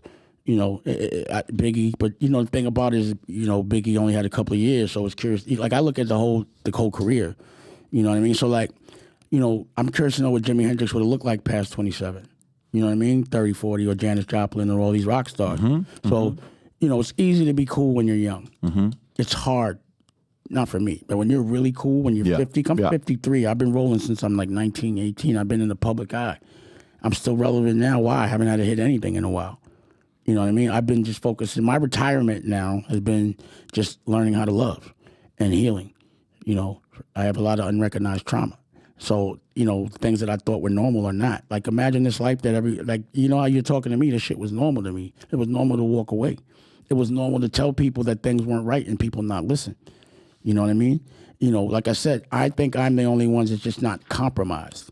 There is no funny little tapes on me. There is no conspiracy of people, and what they are like. That's tough to do. Good for you. It's not. It's not tough if you're not a scumbag. In that space, though. If you're thorough, like again, like I'm a real. Not to say like I don't want to say anyone else isn't, but I'm just a guy that was never scared to say no, and was never scared to say, yo, you're not going to compromise. See, what happens is once somebody got something on you, they control you. Mm-hmm. So what they do is they get people in a compromising situation, and now they've shared a crime. And one could always tell on you. Well, that's what they say about Diddy, the fact that he had cameras in every single room and recorded and had so much info on him. They're calling him the Epstein of hip-hop industry. That's crazy. It is crazy, yeah. And if it's true, he deserves what he gets. Yeah. If it's not true, then he doesn't deserve it. For sure, innocent until proven guilty. Exactly, but I'm not leaning toward anything. I know, again, I just know that there was certain energy I stood away from, and, you could tell by the pictures which energy that was. Good for you. Last question, we wrap up. I'm going to give you 5 rappers. See if you can rank them, okay? I don't rank rappers. Just, dude, help me with this, seeing which one of these guys you think are better, okay? You got Nas, you got Andre 3000. You got M, you got Tupac, you got Biggie. Mm-hmm. Biggie and Pac died early. Mm-hmm. Andre 3000 doesn't do shows, but he could rap. Who else? Nas and then Eminem. Nas, what about him? Eminem is white, and he could rap really well, and he could really rap, but he's still white. And what does that mean? He's still white. If you were to ask about hip hop, yeah, out of 10 white people that came in here, would any of them be specialists if they were from that era? Probably not, other than Eminem. If you were to ask 10 black people from that era, like myself, about hip hop, they would know. Because in that moment, hip-hop was a black sport created by black people. So it's hard for a black man to say a white man is the best at anything that's supposed to be a black sport. You're not going to get that from me. Interesting. Yeah, I'm racist. At least you're consistent. I don't call it racist, but racist is when you judge a man for his color to me. I don't judge a person because of the color of their skin. I judge them because of the color of their soul. I'm racist in that way. But I also rock out with the culture. When I say I look for the biggest impact, I don't consider success what most people consider success. And I don't want anyone on here to I'm not saying anything about, again, when I know people, I'm not, even though I don't agree with a person, it don't mean I'm going to diss them in public. If we have an issue, or if I disagree with you out of respect for the relationship, we'll take care of it behind closed doors. So you're asking about questions about people that I might run into and be like, yo, why you was talking about me on this? You know what I mean? You don't have to worry about that. So I'm not doing that because we've had, like Puff and I have had those interactions where it's like, yo, why are you calling me out on the radio? We have, we don't do that with each other. You know what I'm saying? So it's just regardless of what's going on, I just still respect certain morals because just because someone ain't right don't mean I'm going to not be right. And I just consider it chatty, like girly, to talk about people when they're not there, unless they've done something to me personally that I need to rectify as it relates to narrative. So there's a narrative about me that there's things that, I'm difficult, blah, blah, blah. And that's coming from people that have conspired against me so that they could get the money that they're trying to get, and they want to use my business model, or they want to get with one of my artists or artists I work with and become their source of business accrement. You know what I'm saying? As opposed to me doing it. Like, you can't get no money with him if I'm around. Yeah. You know what I mean? You can't jerk that man pause if I'm around. I'm not going to let this man do something corny. I'm not talking about Jay. I'm talking about in general. I'm the guy that's always protected the artist. I'm the guy that protects the culture. I'm the guy that's I'm the least toxic. So in business, what's toxic to you? Something that if you buy it, you could get a lawsuit. That's toxic. Mm-hmm. The only lawsuit you're going to get out of me is I yelled at somebody. There's no gray areas.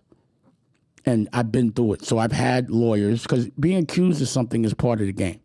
And it's not true. So I've been accused of sexual assault and went through full trials, and that person be straight lying. I just went through one. Straight lying. And they'll put it in the newspaper when they accuse you of it, but they never put you in the newspaper when you... Innocent. So I won. This girl, Monique, tried to say that, because I got sued for defamation, but allegedly I said I caught her stealing because I said the words wrong, and she came out and said that I sexually assaulted her and all this other shit, and it was so far from the truth. Not even a gray area. So I took it to trial and beat it. But it was all over the New York Times. It was all over the news. And when I won, not a word. Same lawyer, pause, named Chris Brown. See, what they've been doing is this hustle. Like, I'll say allegedly, just so this bastard can't sue me, because that's what he always does. So I'll do a movie with somebody or something, and we'll have an agreement. You promote it, we promote it, blah, blah, blah. I go promote it. They take the copyright. They take the asset. They go copyright it behind my back and then say, I violated the copyright, impeached on the copyright. So as if I hurt the business. It's like a setup. So they've done this like 3-4 times. This dude, Chris Brown, pause, allegedly. I'm going to just keep saying allegedly no matter what because they keep suing me. Not the it's actually a good clothing brand. Not the allegedly. Singer. Yeah, it should be. That's a good one. So you into a clothing brand? I'm overdoing allegedly. Yo, you got the allegedly hot. So did you make that suit? You got tailored? Nah, this is Tom Ford. Wait. You have a couple $100 million in the bank and you buying off the rack?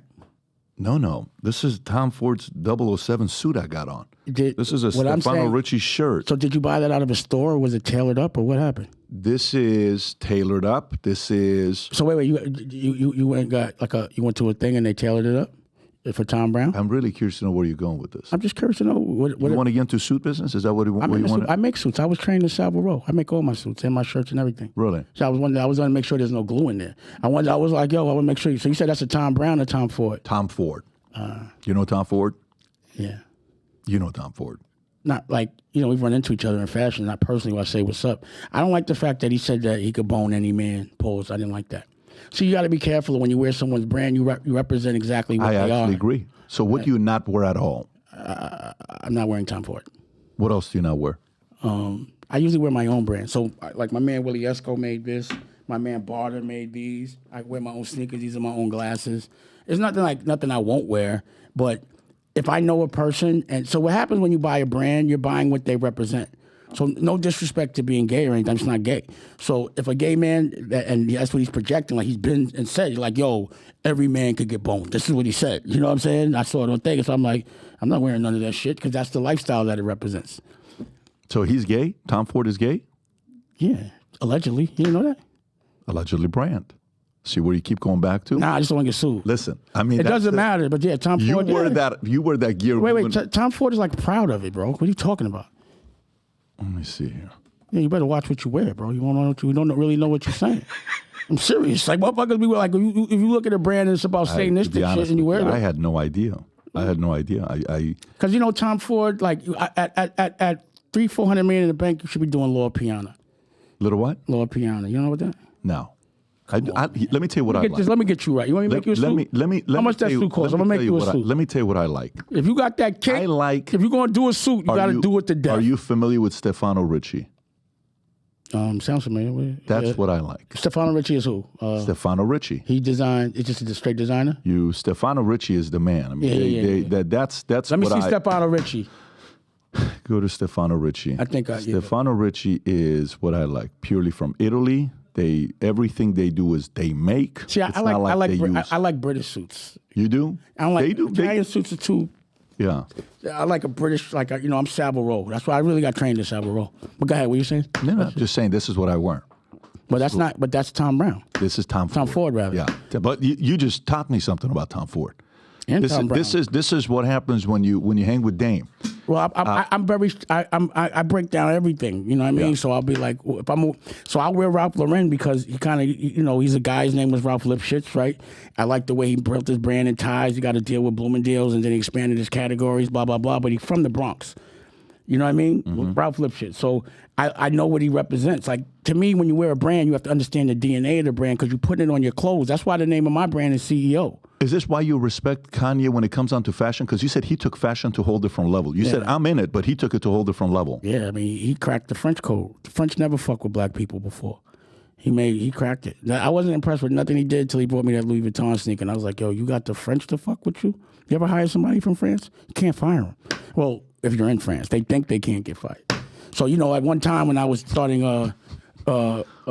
Rachel Roy, I crewed up. I went and got like the president of Givenchy of France. But when she got to America, she didn't know shit about anything in America, and she just thought I couldn't fire her because you can't fire nobody in France. When are you guys leaving? You leaving right now, right after this? Yeah. Okay, next time you're in town, we got to do dinner at the house. All right. And next time you're in town, well, actually, you have to come through now. You owe me an interview. No problem. So I'm in Winter Haven. I'm 2 hours away. Just come on up, take your helicopter. You got a jet? Rob, this is going to continue like this for a long time to come. I can't wait to break bread. Let's break some bread. Talk. Anyways, this was a blast, Dame. Brother, appreciate you for coming out. This was great. Folks, just so you know, Dame is also on Manect. If you got any questions, you can Manect with Dame. That's the QR code right there. You started Manect? Is that your thing? Yeah, Manect is... download the app, pay to ask any questions you want. Any questions you want, you can ask him on Manect. We talked about a lot of different things. Manect, the one and only Dame Dash. Did you build that, or did you like? Do you know the story of it? No. 8 years ago, I have a call with a lawyer. 7-minute call, he bills me for 30 minutes. I call him back, I said, why are you billing me for 30 minutes? He says, because minutes roll up. Yo, lawyers ain't shit. I'm going to arbitration with a lawyer. What do you do when you tell your lawyer? Like, I tell my lawyer to do something, when I pay him, he don't do it. Yeah. And then he tried to bill me for some shit I didn't ask him to do, and I'm like, I'm not paying for that. And now we in fucking court. I hate lawyers, bro. I hate them. Well, that's exactly why I created this. Fucking hate lawyers. So I went to the lawyer and I said, I want to pay you by the minute. He says, no lawyer charges by the minute. I said, I'm going to build an app one day where I get to pay people by the minute. So this is, do you have a minute to connect? Yes. Let's Connect. It's like Cameo. It's like Cameo. The difference is Cameo, you ask people for their birthdays. Here you have conversation with them. And every time you ask them any questions, you pay for it. 95% of the time people get back to you here. Less than 5% of the time people get back to you on Twitter, Instagram, and LinkedIn. You'll see here. You're going to follow up with this app. Anyways. How much am I charging? How much you charge? You put your price. How much you charge? I'm my texts, I respond 100% in audio. I do $100. Then I think I'm $300. Then my 15-minute call is $9,000. Wait a second. Now, what we need to talk about is after a man has a couple $100 million in the bank, and he's still texting motherfuckers, that's a different kind of savage. There's only difference, though. You ready for this? What? Because I don't answer anything else anywhere else but on Manect. I'm just saying that you're still hustling. Oh, there's no question about it, like, brother. Honestly, the way that all that work, I'd be like, damn, this nigga might be broke. Yeah. You know what I mean? That's what I'm saying. Oh, you got your man. Okay. Yeah, you got a few guys on there that you can ask questions with. Yeah, I ain't going to be able to be up there. Okay. All right. Sounds good. Okay. Dame, thank you. Gang, take care, everybody. Bye-bye. You got people that told.